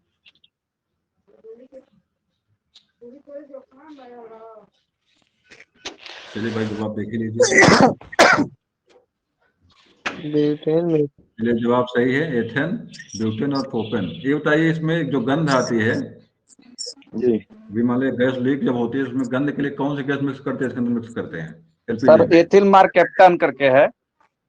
मार्केप्टॉन नाम उसका है, मार्केप्टॉन। जी। तो 3 गैसें मुख्य सर रूप से, उसका ब्यूटेन, पूरा नाम, प्रोपेन। हाँ बताइए। सर उसका पूरा नाम एथिल मार्केप्टन। अच्छा एथिल मार्केप्टान है, चलिए ठीक है, बहुत बढ़िया।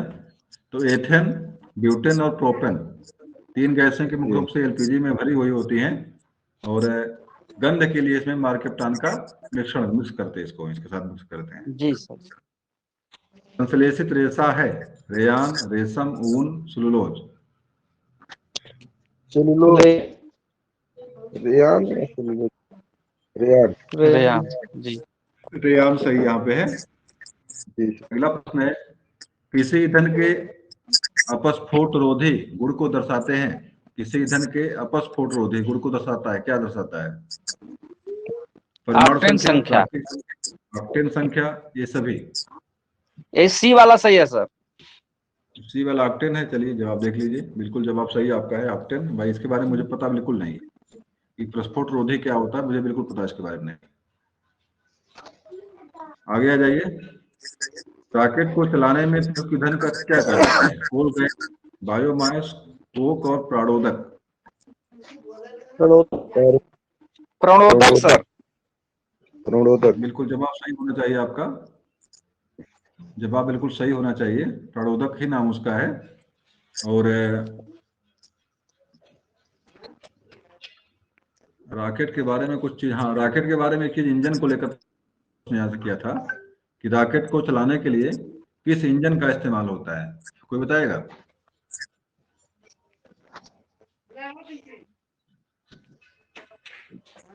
इसका जवाब है cryogenic engine. Cryogenic engine, cryonic.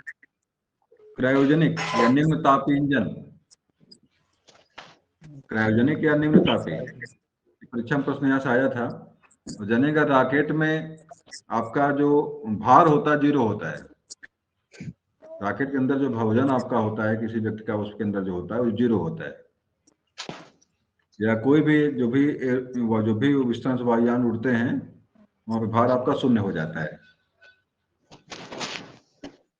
अगला, सीएनजी में सर्वाधिक मात्रा में उपस्थित कार्बन का यौगिक होता है। सीएनजी मुख्य रूप से क्या होता है, सबसे अधिक मात्रा में क्या उसमें होता है? सर वही मैंने मीथेन। चर्चा किया था, इसको बता दीजिए। मीथेन होता है, अवयव इसका मीथेन होता है सीएनजी का, कंप्रेस्ड नेचुरल गैस। जी सर। सीएनजी। एस्प्रिन का रासायनिक नाम क्या है? साइट्रिक अम्ल, साइनोकोबाल्बिन, स्कार्बिक अम्ल, एस्टल, एसिटिलिक अम्ल। साइनोकोबाल्मीन है सर। साइनो है, दूसरा नाम यहाँ दिया हुआ है, एसिटल सैलिसिलिक अम्ल दिया। सैलिसिलिक अम्ल। Option D. मोटर वाहनों के धुएं से निकलने वाली सर्वाधिक विषैली गैस है, क्या गैस है भाई? Carbon monoxide.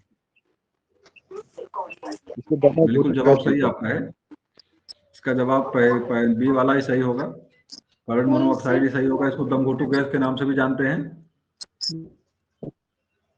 और मीथेन के बारे में बताया, चर्चा इस मीथेन के बारे में हुई है। कार्बन डाइऑक्साइड को ग्लोबल वार्मिंग गैस के नाम से प्रसिद्ध है। ये हरितगृह प्रवाह गैस, ग्लोबल वार्मिंग गैस, विश्व उष्मायन गैस, ये कई नामों से प्रसिद्ध है। ठोस है, क्या बोलते हैं इसको, ठोस बर्फ के नाम से भी जानते हैं इसको, CO2 को। और क्या नाम है, क्लोरोफ्लोरोकार्बन, CFC, मुख्य रूप से ओजोन क्षय करती है। जी सर। ये फ्रिज और एसी से निकलती है। अगला देखिए प्रश्न, जल का जमकर बर्फ बनना कौन सा परिवर्तन है? भौतिक, रासायनिक, तीव्र, अवांछनीय, क्या सही करें? रासायनिक होगा सर। रासायनिक। भाई रासायनिक में केमिकल चेंज होता है, इसी मान लीजिए दूध से दही बनना। सर भौतिक परिवर्तन से। तो भौतिक होगा। भौतिक है, इसे भी रासायनिक वाली बात जो करेंगे, इसी मान लीजिए दूध से दही बन गया, दही से दूध नहीं बनेगा। जी। अगर वह वस्तु पुनः अपने शुद्ध रूप में पुनः अगर वापस अगर आ जा रही है तो वो आपका परिवर्तन भौतिक है। और अगर वो केमिकल पुनः चेंजिंग ना हो पाए, हो पुनः केमिकल बदल जाए उसका, तो वो फिर रासायनिक होता है। ये अंतर दोनों मुख्य रूप से है। यहाँ पे भौतिक परिवर्तन हो जाएगा, नहीं, रासायनिक होगा ये, क्योंकि यहाँ पे केमिकल चेंज हुआ है यहाँ पे। नहीं नहीं, यहाँ पे भौतिक मतलब यहाँ पे कोई केमिकल नहीं बदला है, मतलब जल का ठोस सर से फिर वो जल में बदल जाएगा ना। हाँ हाँ बिल्कुल। क्या?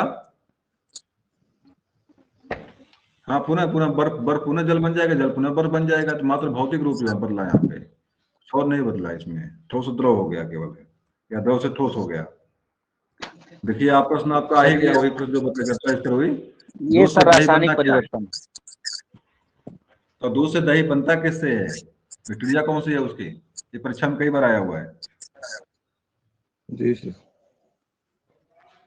बताइए उसका नाम बताइए, ये परीक्षा में आपसे पूछेगा। सर मंद परिवर्तन। बताइए क्या? दूध से दही। हाँ, रासायनिक किसके परिवर्तन। बनता है? नहीं, रासायनिक तो है, लेकिन उसका उसके जीवाणु कौन सा उसका जिम्मेदार है? कौन बनाता है? कौन सा अम्ल है वो? तो याद नहीं रहा है अंदर दिमाग में। Lactic, lactic acid. जी सर, लैक्टिक लैक्टिक अम्ल। एसिड है, लैक्टिक अम्ल है वो। जीवाणु का नाम तो नहीं याद है, लेकिन लैक्टिक उसका, लैक्टिस, लैक्टिस बैसिलस नाम है कि ऐसे कुछ नाम उसका है जीवाणु का नाम। और अम्ल का नाम आ जाए। लैक्टिक। अगला जवाब देख लीजिए इसका, इसका जवाब रासायनिक परिवर्तन जवाब इसका है। अगला में आ जाइए। और एक चीज और इसे बता दीजिए, एक होता है पास्चुरीकरण, दूध का पास्चुरीकरण होता है, एक है पास्चुरीकरण, जिससे दूध को कई दिनों तक आप शुद्ध रख सकते हैं, तो उसमें जीवाणु विषाणु नहीं पड़ेंगे। ये सिद्धांत, ये चीज किसने दिया था आपको? पास्चुरीकरण का सिद्धांत किसने दिया था? Louis Pasteur. Louis Pasteur. Louis Pasteur, बिल्कुल जवाब सही है। और सूक्ष्म सूक्ष्म क्या बोलते हैं उसको है, सूक्ष्म बायो के जनक भी इस तरह कुछ करके है वो, और उसी ने हाइड्रोफोबिया का टीका दिया था। रेबीज, रेबीज का टीका देने वाला, हाइड्रोफोबिया का टीका देने वाला, कुत्ते काटने की जो सुई लगती है उसी को हाइड्रोफोबिया के नाम से जानते हैं, या उसी को रेबीज का टीका कहते हैं। इसको देने वाले भी कौन थे? Louis Pasteur. और सूक्ष्म जैविकी नाम से उसका, सूक्ष्म जैविकी का भी जनक भी यही है। प्रथम बार क्रिस्टलीकरण किए थे जीवाणु का, विषय जीवाणु का क्रिस्टलीकरण करने वाले यही थे। तो कहाँ के थे मुझे ये नहीं याद है, लेकिन बहुत जो भी थे वो अच्छे थे। इन्हीं ने ही कहा था जीव से ही जीव की उत्पत्ति होती है। चलिए, किसी अभिक्रिया के वेग को सर्वाधिक प्रभावित करता है ताप, जल, वायु और बल? ताप। ताप सर, ताप। चलिए, ताप सही होना चाहिए, ताप ही है। लौह धातु पर जिंक की परत चढ़ाने की क्रिया को क्या कहा जाता है? जस्टीकरण, बल्कनीकरण, गाल्वेनीकरण, संक्षारण? गैल्वेनीकरण। जवाब बिल्कुल सही आपका है, और गाल्वेनीकरण ही है ये। कौन सी गैस चूल्हे की गैस को दुधिया कर देती है? Nitrogen, chlorine, carbon carbon, dioxide. Carbon dioxide? चलिए, जवाब बिल्कुल सही है। इस तरह से आपका जो है प्रश्न उत्तरी हो गई। और अभी मैंने एक क्विज डाला था बनाकर, संस्कृत बना के डाला था मैंने, संस्कृत की, कि आप लोगों ने देखा उसको है? यस। और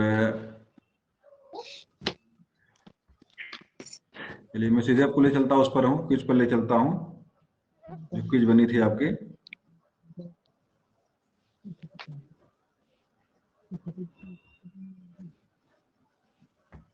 ये तो यही खुल गया पुनः।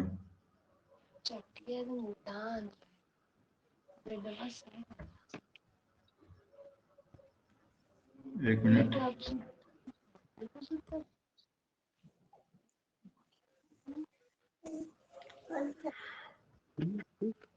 भाई कहाँ चला गया वो क्विज?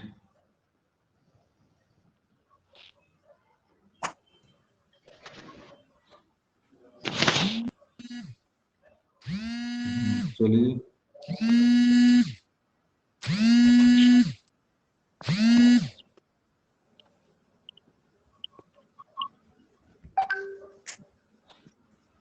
कहीं पर क्विज होगी, रुकिए मिनट खोलने दीजिए हमको।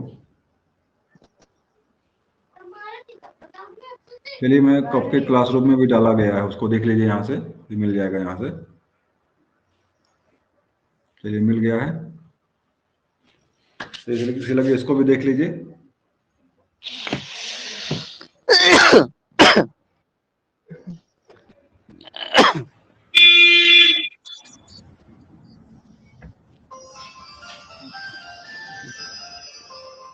चलिए, प्रश्न नंबर 1 इसमें संस्कृत की क्विज है और बहुत ही इंपॉर्टेंट कुछ मैंने खोज के बनाया इसको है, और उम्मीद करता हूँ कि आप सबके लिए बहुत ही ये सिर्फ संस्कृत के जो साहित्य प्रश्न नगर है, इसे बाहर नहीं आने वाला है। तो जवाब देते जाइए आप लोग। रत्नावली। रचना नहीं है, क्या सही करेंगे? रत्नावली सर, रत्नावली। रत्नावली, नरसंहार और मेघदूतम। एक चीज और जानिएगा, रघुवंशम और मेघदूतम 2 महाकाव्य हैं ये, और इस संहार का गीत काव्य है। रत्नावली लिखने वाले जो थे, रत्नावली की रचना किसने किया था? सूरदास मुझे याद नहीं, सूरदास ने नहीं लिखा था इसको तुलसीदास ने लिखा था। ये संस्कृत में रत्नावली एक रचना है, संस्कृत में भी रत्नावली एक, संस्कृत में भी है रत्नावली। तो संस्कृत वाला लिखने वाला कोई और उसको है। आपके हिंदी में रत्नावली के लिखने वाले थे आपके तुलसीदास। उनकी पत्नी रत्नावली थी, उन्हीं को। हाँ हाँ, बिल्कुल बिल्कुल। कादम्बरी रचना है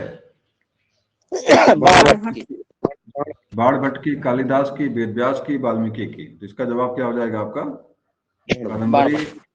4 रचनाएं लिखे हैं इन्होंने। देखिए, कादम्बरी लिखा एक है, एक इनका पार्वती परिणय है, और एक इनका जो है कि क्या बोलते हैं, बाण भट्ट को लेकर के है। बाण भट्ट ने हर्षवर्धन को है, हर्षचरित करके है, हर्षचरित कादम्बरी, और आपका पार्वती परिणय का रचना और भी लिखे हुए हैं ये, और हर्षवर्धन के दरबारी थे। दिमाग में रखिएगा, बाण भट्ट क्या थे? हर्षवर्धन के दरबारी थे या राजकीय कवि थे। भट्टोज दीक्षित के शिष्य थे सर भरद्वाज। इसका जवाब हो जाएगा आपका, ये देखिए त्रिमुनि है आपके, पाणिनि, कात्यायन और पतंजलि। ये त्रिमुनि के श्रेणी में आते हैं। पाणिनि ने, आप जानते हैं, आपने अष्टाध्यायी लिखा हुआ है। कात्यायन ने क्या लिखा हुआ बता दीजिए? महाभाष्य लिखे हैं। और पतंजलि ने क्या लिखा है? नहीं, गलत हो गया। पतंजलि ने महाभाष्य लिखा है और कात्यायन ने वार्तिक लिखा हुआ है जी। पाणिनि ने अष्टाध्यायी लिखा, उसी पर पतंजलि ने महाभाष्य लिखा और कात्यायन ने वार्तिक लिखा, और भरद्वाज ने जो है उसी, हाँ, कात्यायन ने वार्तिक लिखा हुआ है, वार्तिकार के नाम से प्रसिद्ध है ये, और पतंजलि महाभाष्यकार के नाम से प्रसिद्ध हैं। और पाणिनि जानते हैं, पाणिनि ने सब कुछ लिखा हुआ। भरद्वाज ने लघु सिद्धांत कौमुदी को ही, भरद्वाज ने लघु सिद्धांत कौमुदी लिखा हुआ है, और लघु सिद्धांत कौमुदी क्या है? ये अष्टाध्यायी का एक छोटा सा पार्ट है, छोटा करके लिखा है इन्होंने। भरद्वाज इसका उत्तर हो जाएगा। ये शिष्य थे भट्टोज दीक्षित के। लघुत्रयी के, हाँ बताइए, लघुत्रयी के अंतर्गत सम्मिलित है जो लघुत्रयी, तीन लघुत्रयी में आता है, उसमें एक नहीं, इसमें है नहीं, तीनों इसमें है। रघुवंशम भी है, मेघदूतम भी है, कुमार संभवम, तीनों आपके जो है लघुत्रयी। लघुत्रयी का मतलब क्या है सर? छोटा सा 3 ग्रंथ जो है संस्कृत के, उसको लघुत्रयी कहा गया। एक बृहत त्रयी करके भी मिलेगा आपको। बृहत त्रयी का प्रश्न हमने नहीं बनाया, अभी बना दूंगा इसको, मैं अभी बना दूंगा, पुनः अपडेट कर दूंगा इसको। तो एक बृहत त्रयी भी है, एक लघुत्रयी है, और एक त्रिमुनि का प्रश्न आता है। त्रिमुनि आपके वही तीनों थे जो आपके, क्या नाम है, पाणिनि, कात्यायन और कात्यायन, पतंजलि। पाणिनि, कात्यायन और पतंजलि, त्रिमुनि में आपके शामिल आपके हैं। तो इसका सभी सही कर देंगे यहाँ से जी, सभी सही हो जाएगा। बदरुच किसे कहा जाता है? एक बदरुच उपनाम है, किसका उपनाम है? जी भट्टो जी दीक्षित। नहीं, एक पतंजलि का ही उपनाम है बदरुच। पतंजलि को ही जो है बदरुच के नाम से भी जानते हैं। इसका जवाब आपका सी वाला सही हो जाएगा। महेश्वर सूत्रों की प्राप्ति किससे हुई थी या किसको हुई थी? पाणिनि। इसका जवाब पतंजलि है। यहाँ पे पतंजलि ने सूत्र प्राप्त नहीं किया था। कात्यायन ने वार्तिक लिखा, पतंजलि ने महाभाष्य लिखा है, वरदराज ने उसी पर जो है ग्रंथ लिखा है लघु सिद्धांत कौमुदी। पाणिनि ने ही जो है मुख्य रूप से जो है जो आपके 14 सूत्र जो थे आपके, उन सूत्रों को पाणिनि ने ही जो है शंकर भगवान से प्राप्त किया है। और इसको जो है देखिए यहाँ पे सूत्रों के नाम भी पूरा दिया है। आयुड, रिलिक, अयोग, अयोज, हैवरेट, लड़, अमगणनम, जभय, खड़दस, जबगरदस, खपचटतो, कपय, सत्सर, हल। 4 सूत्र इसमें शुरू के 4 सूत्र जो आपके हैं ये क्या है? शुरू के 4 सूत्र आपके जो हैं ये अच के हैं, 10 सूत्र आपके हल के हैं। अगले प्रश्न पे आ जाइए। रामायण के कितने कांड हैं? तो रामायण वाल्मीकि ने लिखा है, उसमें कितने कांड हैं? 7 कांड। 7 कांड। बिल्कुल जवाब सही आपका है, 7 कांड इसके हैं। अगला प्रश्न आपके है, महाकवि भारव किसकी रचना है? महाकवि भारव की रचना है, मतलब क्या लिखा है भारव ने? भारवेर्थम अर्थ गौरवम। कई बार परीक्षा में सीधे पूछा कि ये उक्ति किस पर कही जाती है? अर्थ गौरवम की उक्ति जो किसके लिए प्रसिद्ध है? इसका जवाब रहेगा आपका भारव। लालित, दांडी, और ये कुछ करके कोई और भी है, और इसमें एक है माघ, जो तीनों के लिए प्रसिद्ध है, लेकिन वो सूक्त मुझे नहीं सही से याद आ रही है। तो यहाँ पे अर्थ गौरव के लिए जो भारत प्रसिद्ध है, क्रियाता जूनियम का स्नान की वहां पे क्रियाता जूनियम सर्ग में है। तो मैं अगर 22 या 23 सर्ग हैं इसमें क्रियाता जूनियम के। और इसमें किरात और अर्जुन, किरात का मतलब होता है कि शंकर भगवान, कि शंकर ने किरात का रूप धारण किया था, और अर्जुन ने एक सुगर को लेकर लोगों में संघर्ष होता है, सुगर को लेकर के कहते हैं कि पहले दोनों लोगों तीर चलाते हैं, और एक अर्जुन भी मारते हैं और एक जो शंकर मारते हैं। किरात कहता है मैंने मारा, अर्जुन कहते हैं मैंने मारा। इसी को लेकर दोनों लोगों में संघर्ष और संग्राम होता है।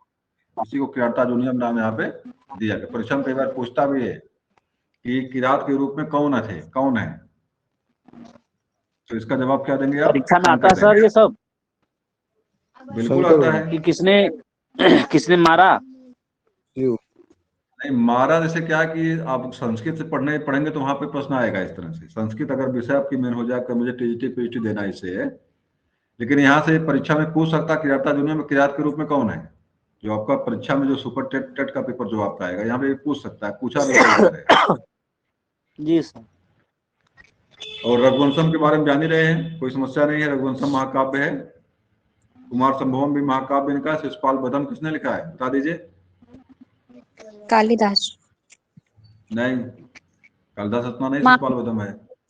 माघ ने लिखा है इसको है। कुमार संभवम रघुवंशम कालिदास की है, शिशुपाल बदम माघ की है, किराता जूनियम किसकी है? भारव की है। जवाब यहाँ पे आप जो है डी वाला सही कर देंगे। अगला प्रश्न आपका, रघुवंश कैसा ग्रंथ है? नाटक है, महाकाव्य है, गीत काव्य है, गद्य काव्य है? क्या सही करेंगे? महाकाव्य ना? ये आपका महाकाव्य है। अगला जाइए, महाभाष्यकार कौन है? अभी चर्चा इस पर हुई थी, बता दीजिए फर्दना। पतंजलि जी। कात्यायन क्या है? पतंजलि। ये वार्तिककार हैं। कात्यायन क्या है? वार्तिककार हैं। पतंजलि महाभाष्यकार हैं, और पाणिनि जो है सूत्रकार हैं। जी। सूत्रकार। ये अष्टाध्यायी के लेखक हैं। भट्टोजी दीक्षित क्या है? भट्टोजी दीक्षित ने कोई ग्रंथ लिखा हुआ है। अब अभी इनका ग्रंथ का नाम तो नहीं मुझे आ रहा, क्या लिखे हैं ये? सिद्धांत कौमुदी लिखे हैं। भट्टोजी दीक्षित सिद्धांत कौमुदी लिखे हुए हैं। भट्टोजी दीक्षित सिद्धांत कौमुदी लिखे। इसका जवाब क्या देंगे आप? पतंजलि दे देंगे आप। पतंजलि सही हो जाएगा। और वही बाबा रामदेव वाले पतंजलि जो है वही है, योग वाले जी। कादम्बरी की नायिका हैं। कादम्बरी रचना है बाणभट्ट की, बाड़ी बाड़ो बहू के नाम से प्रसिद्ध है ये, और बहुत ही जबरदस्त रचना है। बीए में थी मेरी जो है, बीए में सिलेबस में था। कादम्बरी है सर? कादम्बरी ही नायिका है जी। कादम्बरी की नायिका कादम्बरी ही है। और कादम्बरी का मतलब होता है मदिरा। कादम्बरी का वास्तविक अर्थ क्या होता है? मदिरा होती है। 3 जन्मों की कहानी है इसमें, 3 जन्मों की कहानी है। चंदापीठ और कादम्बरी के 3 जनों के मिलन की कहानी है।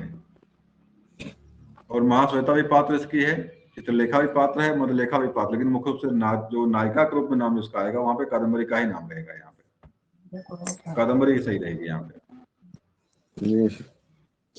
वार्तिककार कौन थे, अभी चर्चा इस पर हुई थी, बता दीजिए फट देना। कात्यायन। कात्यायन। जी कात्यायन है। और वरदराज बताओ, वरदराज ने क्या लिखा हुआ है? लघु सिद्धांत कौमुदी। लघु सिद्धांत कौमुदी। अगला प्रश्न आपका है यहाँ पे, बृहत्त्रयी के अंतर्गत कौन सम्मिलित नहीं है? बृहत्त्रयी भी आ गया, बता दीजिए आपको इसमें से कौन नहीं? सर रघुवंशम। रघुवंशम नहीं शामिल, तो किरातार्जुनीयम भी इसमें शामिल है। किरातार्जुनीयम है, नैषधि चरितम है। नैषधि चरितम किसने लिखा है? श्रीहर्ष ने लिखा है इसको। नैषधि चरितम के लेखक श्रीहर्ष है। रघुवंशम के लेखक कालिदास हैं। शिशुपाल वधम किसने लिखा है? माघ, कवि माघ में लिखा हुआ है। इसका जवाब आप दे देंगे आप रघुवंशम। इसमें से रघुवंशम सही इसमें है। बृहत्त्रयी में रघुवंशम नहीं आपका है। सिद्धांत कौमुदी के रचनाकार हैं? भट्टोजी दीक्षित। भट्टोजी दीक्षित जवाब सही है। भट्टोजी दीक्षित ही। वेदांग की संख्या है, देखिए वेद तो मैंने 4 लिखा है, यहाँ पे वास्तव में वेदांग था वो। 4 वेदों का नाम हमने लिखा यहाँ पे है। तो वेदांग आपके कितने हैं? इसमें आपका ज्योतिष है, निरुक्ति है, शिक्षा है, तो कितने हैं वेदांग आपके? वेदांगों की संख्या आपकी 6 है। मतलब वेद के अंग सर। हाँ, वेद के अंग जो 6 है, उसमें जैसे कोई आंख है, कोई एक जो है कि मुंह है, इसे आपका उसमें निरुक्ति है। आपके ज्योतिष है, ज्योतिष को आंख कहा गया, वेदों की आंख ज्योतिष को कहा गया है। एक पैर कहा गया, एक को हाथ कहा गया, इस तरह करके ज्योतिष में जो वेदांग जो आपके हैं। और वेदांग शिक्षा ऐसे हो गया। शिक्षा का भी एक उसमें है कि उसमें आंख है, पैर है, हृदय कौन है, इस तरह करके 6 नाम दिए गए उसके हैं। तो अगर पूछे कि वेदों की आंख क्या है, वेदों की आंख क्या हो जाएगी? ज्योतिष हो जाएगी। निरुक्ति है, तो इस तरह करके मुझे नाम सबका नहीं याद है कौन कौन सा नाम है, लेकिन आप 6 प्रकार इसके होते हैं। उसमें 2 नाम मुझे याद है, निरुक्ति का नाम याद है, और एक जो है उसमें ज्योतिष का याद है, शिक्षा का याद है, बाकी नाम मुझे नहीं याद है। वेद क्या उनका और कौन कौन से हैं कि उसमें अगर पूछेगा वेदों की आंख कौन सी है, वेदों की आंख क्या है, तो इसका जवाब रहेगा आपका ज्योतिष। और बाकी चीज आप देखिएगा, पढ़िएगा, मिलेगा आपको। रामायण का अपर नाम है, रामायण का एक नाम और बता दीजिए, क्या नाम है? इसका मतलब क्या होता है? 24,000 श्लोक। तो आपके महाभारत में कितने श्लोक हैं? महाभारत में उसमें 1 लाख। 1 लाख 1 लाख है। एक सहस्त्र संहिता करके है। 24,000 श्लोक उसमें, वहां पे 1 लाख श्लोक हैं। और पंचम वेद, तो पंचम वेद किसे कहा गया है? उसी को पाणिनि का सर योग शास्त्र जो है। नहीं, इतिहास को पंचम वेद कहा जाता है। इतिहास को पंचम वेद कहा जाता है। और चतुर्विंश संहिता आपके जो है जाने गए रामायण का ही नाम एक है, उसको रामायण से ही कर देंगे। अगला है, गीता महाभारत के किस पर्व से लिया गया है? जो भगवत गीता है कहाँ से ली गई, किस पर्व से ली गई है? आदि पर्व सर। भीष्म। नहीं, इसका जवाब है भीष्म पर्व। जवाब इसका जवाब आपका भीष्म पर्व। भीष्म पर्व से ली गई है मुख्य रूप से। वाक्यम रसात्मकम काव्यम किस आचार्य का काव्य लक्षण? कई बार परीक्षा में आया हुआ है, दिमाग में रखिएगा। बता दीजिए भाई, किसकी लाइन है ये? विश्वनाथ का। चंडी का सर। विश्वनाथ का ही लाइन है, और शायद दर्पण में है मुख्य रूप से लाइन ये। तो इसका जवाब आप जो है यहाँ पे पहला वाला सही कर देंगे, विश्वनाथ। और मम्मट ने देखिए यहाँ पे काव्य प्रकाश लिखा हुआ है। परीक्षा में पूछा 10 कुमार मम्मट लेखक है कोई? हाँ, मम्मट लेखक हैं। 10 कुमार काव्य प्रकाश के लेखक काव्य प्रकाश लिखे हुए हैं। और दांडी ने क्या लिखा है? 10 कुमार चरितम। आनंदवर्धन ने ध्वन्यालोक लिखा हुआ है। तो रचनाओं को भी याद कर लीजिए जो लिखा है, मतलब महत्वपूर्ण साधनाएं हैं इसमें। अगला है अभिज्ञान शाकुंतलम के कुल कितने अंक हैं? काव्येषु नाटकम रम्यम तत्र रम्यम शकुंतला तत्र चतुर्थो अंकम तत्र चतुर्थ श्लोक। इस तरह करके सूत्र बनता है। काव्यों में नाटक सबसे सुंदर होता है। नाटकों में क्या है? अच्छा नाटक कौन सा? शकुंतला है। उसमें चौथा अध्याय सबसे बढ़िया, वहां के 4 श्लोक सबसे नंबर 1 है। उसका क्या सही करेंगे आप? जवाब क्या देंगे? 7 7 7 सर 7। 7 अंक इसमें है। बृहद कथा के लेखक कौन है? बृहद कथा के लेखक कौन है भाई? बृहद कथा सर गुड़ाढ़ ने लिखा बृहद कथा। इनको सही कर देंगे। चरितम के लेखक हैं कालिदास, श्रीहर्ष। अभी इसके पहले आया था श्रीहर्ष। चलिए श्रीहर्ष। हरशेर के बारे में देखो, यहाँ सब पे ये सब हरशेर सर यहाँ पे है सर, ये सब रचना संस्कृत में है। हाँ भाई, ये संस्कृत के ही प्रश्नोत्तरी आपकी है। ये संस्कृत के ही प्रश्नोत्तरी है आपके ये। और सर आप पढ़े हैं सब? अरे भाई संस्कृत विषय में जा रहा है। बीए में मैंने संस्कृत विषय तो सब नहीं पढ़ा हूँ मैं भाई, पूरा किताब थोड़ा पढ़ा हूँ मैं। इनके बारे में सुना हूँ, देखा हूँ। परीक्षा में प्रश्न यहाँ से आते हैं तो यहाँ पे इसका जवाब आएगा आपका श्रीहर्ष हो जाएगा। और हरिश्चंद्र के बारे में जो यहाँ प्रश्न आया हुआ है, हरिश्चंद्र प्रश्न पूछता है तो आपका प्रयाग प्रशस्त लेख जो आपका है उसके बारे में पूछता है कि किसने लिखा इसको है। तो इसका जवाब क्या देंगे आप? हरिश्चंद्र का ही नाम वहां पे आता है। और ये समुद्रगुप्त का दरबारी था। समुद्रगुप्त माने किस वंश का? हरिसेन। गुप्त वंश। समुद्रगुप्त किस वंश का था? गुप्त वंश का था। भारत का नेपोलियन के नाम से प्रसिद्ध है। भारत का नेपोलियन। जी सर, समुद्रगुप्त। तो नेपोलियन कहाँ का था? फ्रांस का सर। फ्रांस का था। बिल्कुल जवाब सही है। असंभव तो मेरी डायरी में नहीं। Word is not in my dictionary. कथन आपका जो है नेपोलियन बोनापार्ट का ही था। अच्छा बताओ, जब हारा था वो, बताओ किस युद्ध में हारा था वो नेपोलियन बोनापार्ट? वाटरलू का युद्ध था वो, वाटरलू। चलिए आगे आ जाइए। मनुस्मृति के लेखक कौन है? मनु सर, मनु। हिंदी जो हिंदू शब्द, हिंदू बिल कोड कहा जाता है इसको है। हिंदुओं की जो है ये क्या बोलते हैं इसको है? आचार संहिता। हिंदू आचार संहिता के नाम से प्रसिद्ध है हिंद मनुस्मृति जो है। सर इसी में सारी बातें।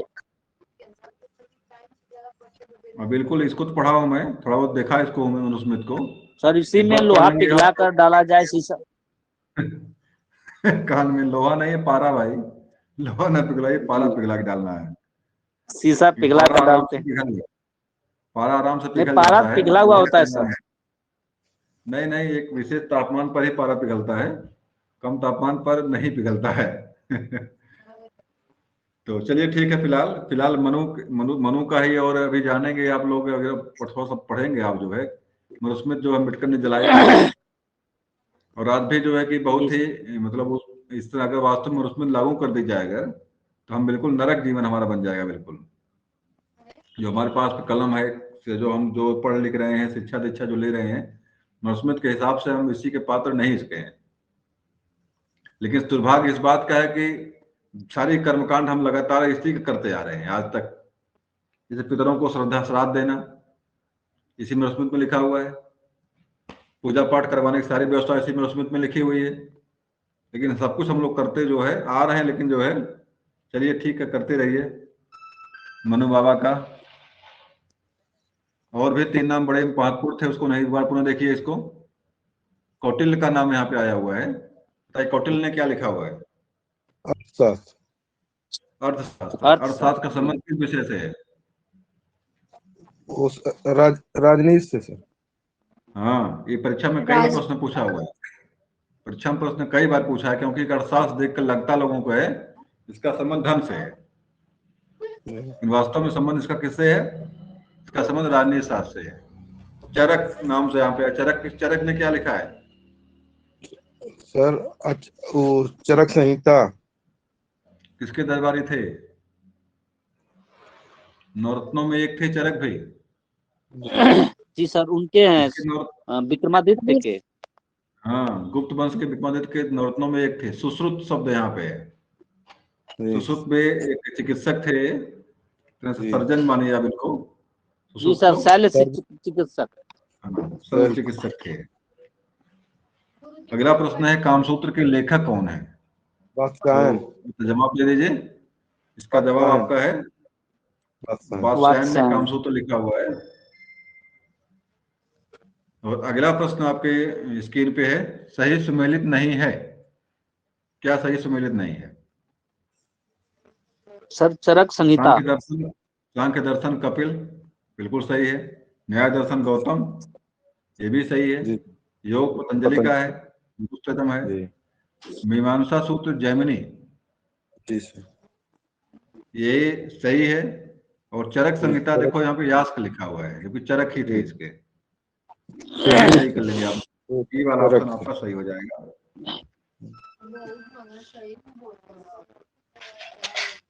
अगला प्रश्न है, दश कुमार चरितम के लेखक कौन है?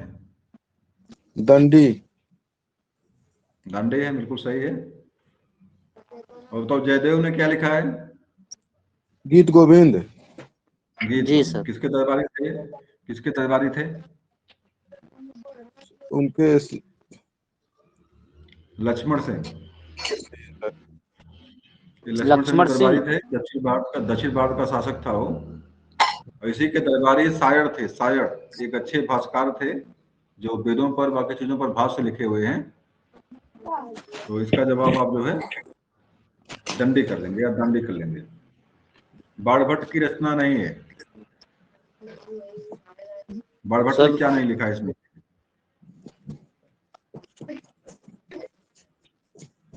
पार्वती परिणय। पार्वती परिणय रचना है बाणभट्ट की। एक राजतरंगिणी कब है? राजतरंगिणी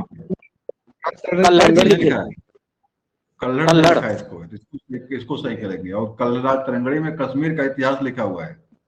परीक्षा कई बार पूछा हुआ है कि राज तरंगड़ी के अंतर्गत किसका इतिहास पढ़ रहे थे? जवाब क्या रहेगा आपका? कश्मीर का इतिहास।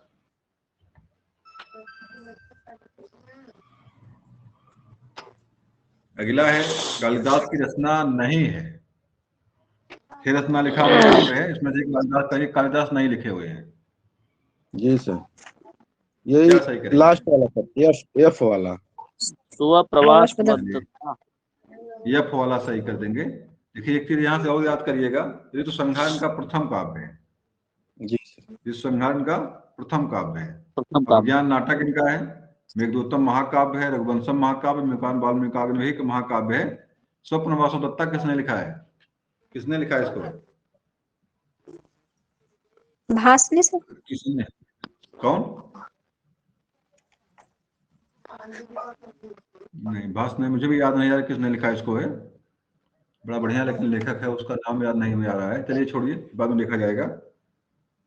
इसका यही सही कर लेंगे आप। अगला है, सुमेलित नहीं है। इसमें से मैच करना आपको है, क्या सुमेलित नहीं इसमें है। इस तरह देने का उद्देश्य यह था कि अधिकतम रचनाओं को आप जान सकें। तो पंचतंत्र यहाँ पे है सर। हाँ सर, गाथा सप्तशती हाल। हाँ, इसी ने इसको, बिल्कुल सही है। विष्णु शर्मा ने पंचतंत्र लिखा। बहुत महत्वपूर्ण कहानी, परीक्षा में बार बार आती है। हितोपदेश भी बहुत महत्वपूर्ण है, परीक्षा में भी बार बार टेस्ट करता है। और नारायण पंडित ने लिखा है इसको। बृहद कथा गुराट ने लिखा है, सही है। अवंति सुंदरी सायड़ ने लिखा है। और जय गोविंद, गीत गोविंद बिल्कुल सही है। तो यही आपका है, गाथा सप्तशती आपका है। लेकिन भाई गलत हो गया है, तो सही था। अवंत सुंदरी गलत हो गया था इसमें। पुनः एक बार गलती क्या की हम लोग? गाथा सप्तशती हाल का सही है। और अवंत सुंदरी दांडी की, हाँ दांडी की ही शायद है। तो सायड़ ने इसको नहीं लिखा है। सायण ने नहीं लिखा इसको। सायण भी दरबारी थे दक्षिण भारत में, लक्ष्मण सेन के दरबारी थे। तो अगला प्रश्न पे आ जाइए। अब पुनः वही प्रश्न आपका है कि भाई इसमें से एक मैच नहीं कर रहा है, कौन मैच नहीं कर रहा है? रामायण वाल्मीकि सही है, महाभारत वेद व्यास या कृष्ण द्वैपायन, जो भी कह लीजिए, दोनों सही है। बुद्धचरित अश्वघोष, ये भी सही है। शिशुपाल बदम माघ लिखे हैं। राजतरंगी किल्लड़, कल्हड़ की है सर। कल्हड़ नहीं, तो इसको सही कर लेंगे आप। बिल्हड़। गिल्हड़ लिखा हमने, कल्हड़ इसके हैं। सुमेलित नहीं है, लीलावती भास्कराचार्य सही है। बीजगणित भास्कराचार्य लिखे, ये भी सही है।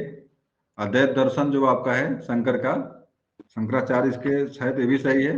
अर्थशास्त्र के लेखक कौन है? विष्णुगुप्त जी, ये भी सही। कौटिल्य का एक नाम है, चाणक्य का नाम है, तो वही सही हो जाएगा। अमरकोश, अमर सिंह, ये भी सही है। और दूत वाक्यम, यही गलत है। किसने लिखा इसको? दूत वाक्यम को है दूत वाक्यम भास कृष्ण, भास ने लिखा इसको है। दूत वाक्यम के लेखक कौन है? भास है।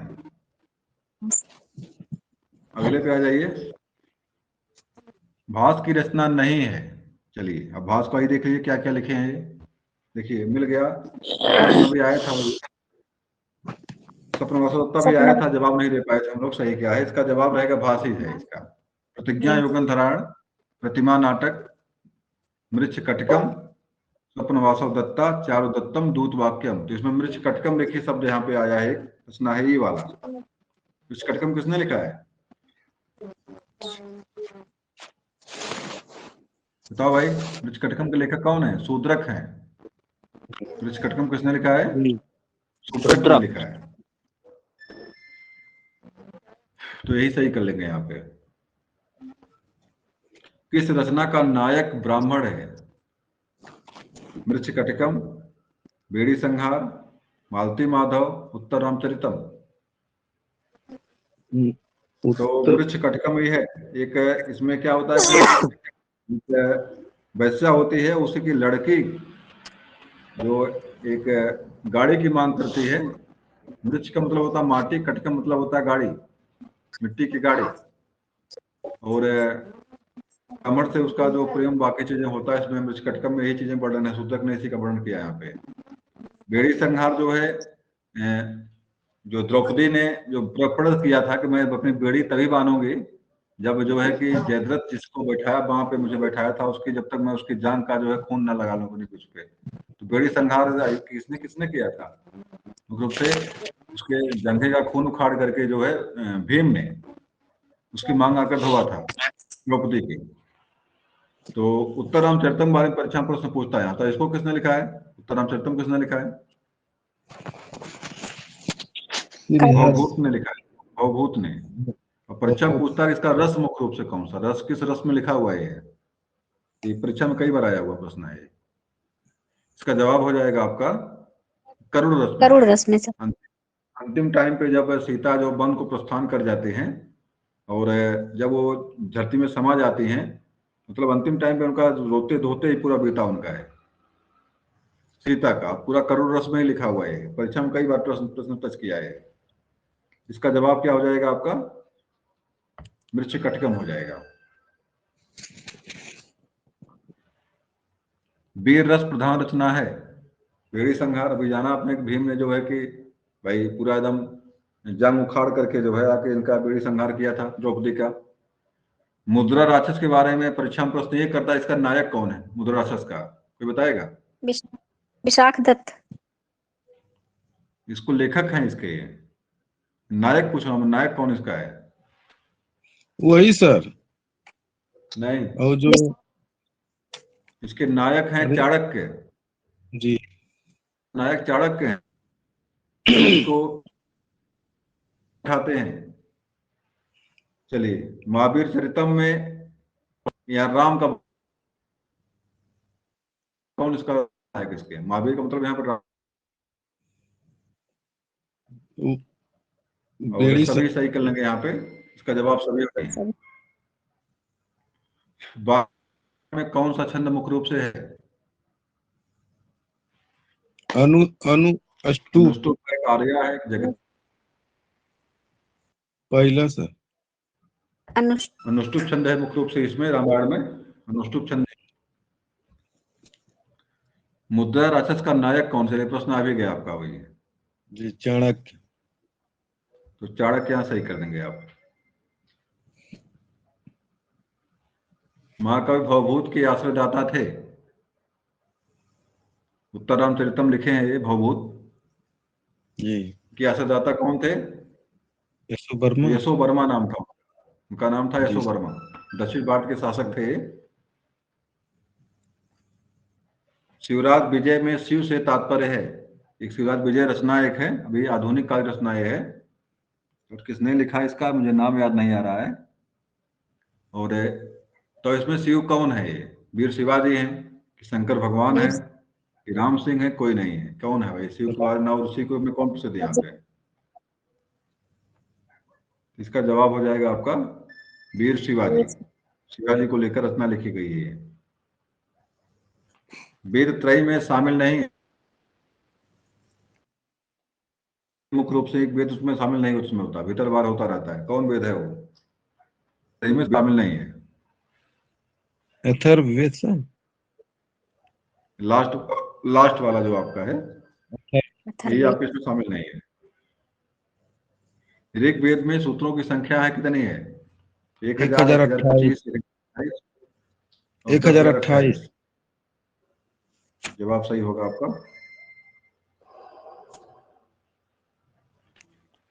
आयुर्वेद की किस शाखा में केवल पद्य है? आयुर्वेद की 2 शाखा, कृष्ण शाखा और शुक्ल शाखा। जी। तो इसमें से किसमें भाई वेद क्या नाम है, पद्य या गीत में कौन है ये? तो शुक्ल वाला होगा हमें लग रहा है ये, शुक्ल पक्ष। जादू टोना वाला वर्णन किस वेद में है? गाय भगाने वाला मंत्र, किसी को बस में करने वाला मंत्र, ये सब इस वेदों में है।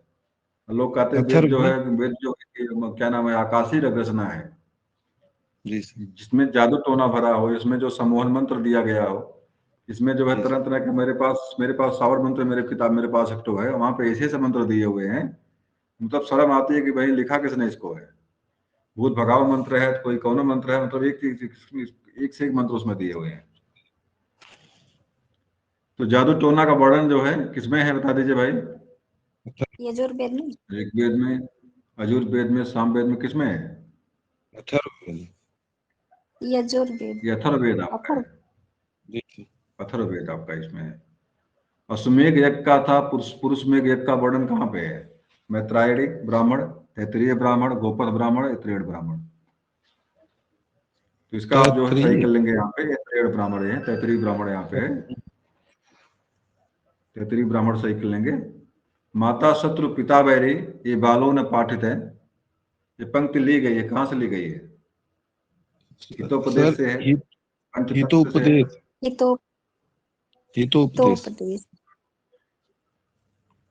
चलिए तो नीति शतक किसने लिखा है? नीति शतक इसी में देखिए दिख रहा है। जी सर।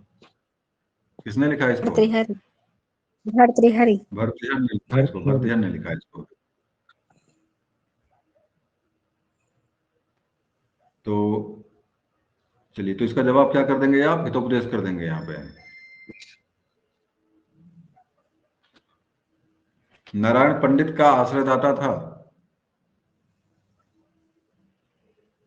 यवनचंद, धवलचंद, रामचंद्र, वीरचंद। इसका बी वाला जवाब सही है। धवलचंद जो है नारायण पंडित के आश्रयदाता के सुपुत्र को शिक्षा देने के लिए जो है ये इसकी रचना करता है। संस्कार जो हमारे होते हैं जन्म लेने से लेकर के मरते तम तक, हिंदुओं में संस्कारों की व्यवस्था है। तो बताइए भाई, संस्कार की संख्या कितनी है? 16। प्रथम संस्कार कौन सा इसमें होता है? प्रथम संस्कार कौन सा है? उपनयन। नहीं, गर्भाधान संस्कार पहला वाला इसमें होता है, गर्भाधान संस्कार पहला है। और सबसे अंतिम संस्कार इसमें होता है आपका है अंत्येष्टि। सबसे अंतिम अंत्येष्टि होता है और प्रथम संस्कार आपका जो है, तो इस तरह 16 संस्कार आपके होते हैं। परीक्षा में प्रश्न पूछे भी तो संस्कार की संख्या कितनी, तो यहाँ पे 16 हो जाएगा। और जो चित्र दिख रहा है यहाँ पे, कौन संस्कार है ये पाणी ग्रहण संस्कार है जी सर। या विवाह संस्कार इसको कह लीजिए आप। 7 चक्कर लगाने वाली व्यवस्था, अग्नि को साक्षी मानकर 7 चक्कर लगाने की व्यवस्था है। अब क्या चाहते हैं लोग, चक्कर कौन सा है जो पढ़ेंगे तो आपको मिलेगा। 16 संस्कार में ये चक्कर लगाने की व्यवस्था के पीछे एक कारण है, एक लॉजिक है जो बना हुआ है इसके पीछे, लेकिन बता नहीं सकता मैं यहाँ पे क्यों बनाया गया, इसको बनाया गया है। चलिए आगे आ जाइए। उपनयन संस्कार का अन्य नाम क्या है? देखिए देख रहे हैं आप लोग, टकलाओ के लोग बैठे हैं एकदम पूरा लाइन लगाए हुए हैं। तो इसका बताइए नाम किसका और क्या नाम इसका है? उपनयन संस्कार का मतलब क्या होता है? उपनयन संस्कार सर जब शुरू में आदमी जाता है शिक्षक के समीप बैठना। यहाँ देखिए लिखा हुआ है, ध्यान से देखिए, इसको चित्र लगाने का उद्देश्य मेरा एक था बताना इसके बारे में। बेटियों का यज्ञोपवीत संस्कार लिखा हुआ है, बेटियों का यज्ञोपवीत संस्कार।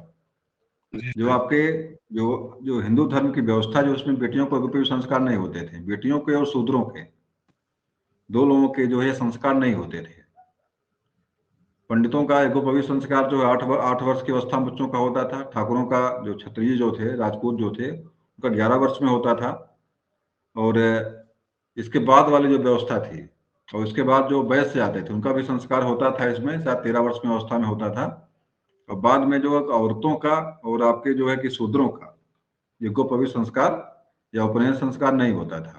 कारण क्या? शिक्षा की व्यवस्था न औरतों के लिए थी, न ही जो है शूद्रों के लिए थी।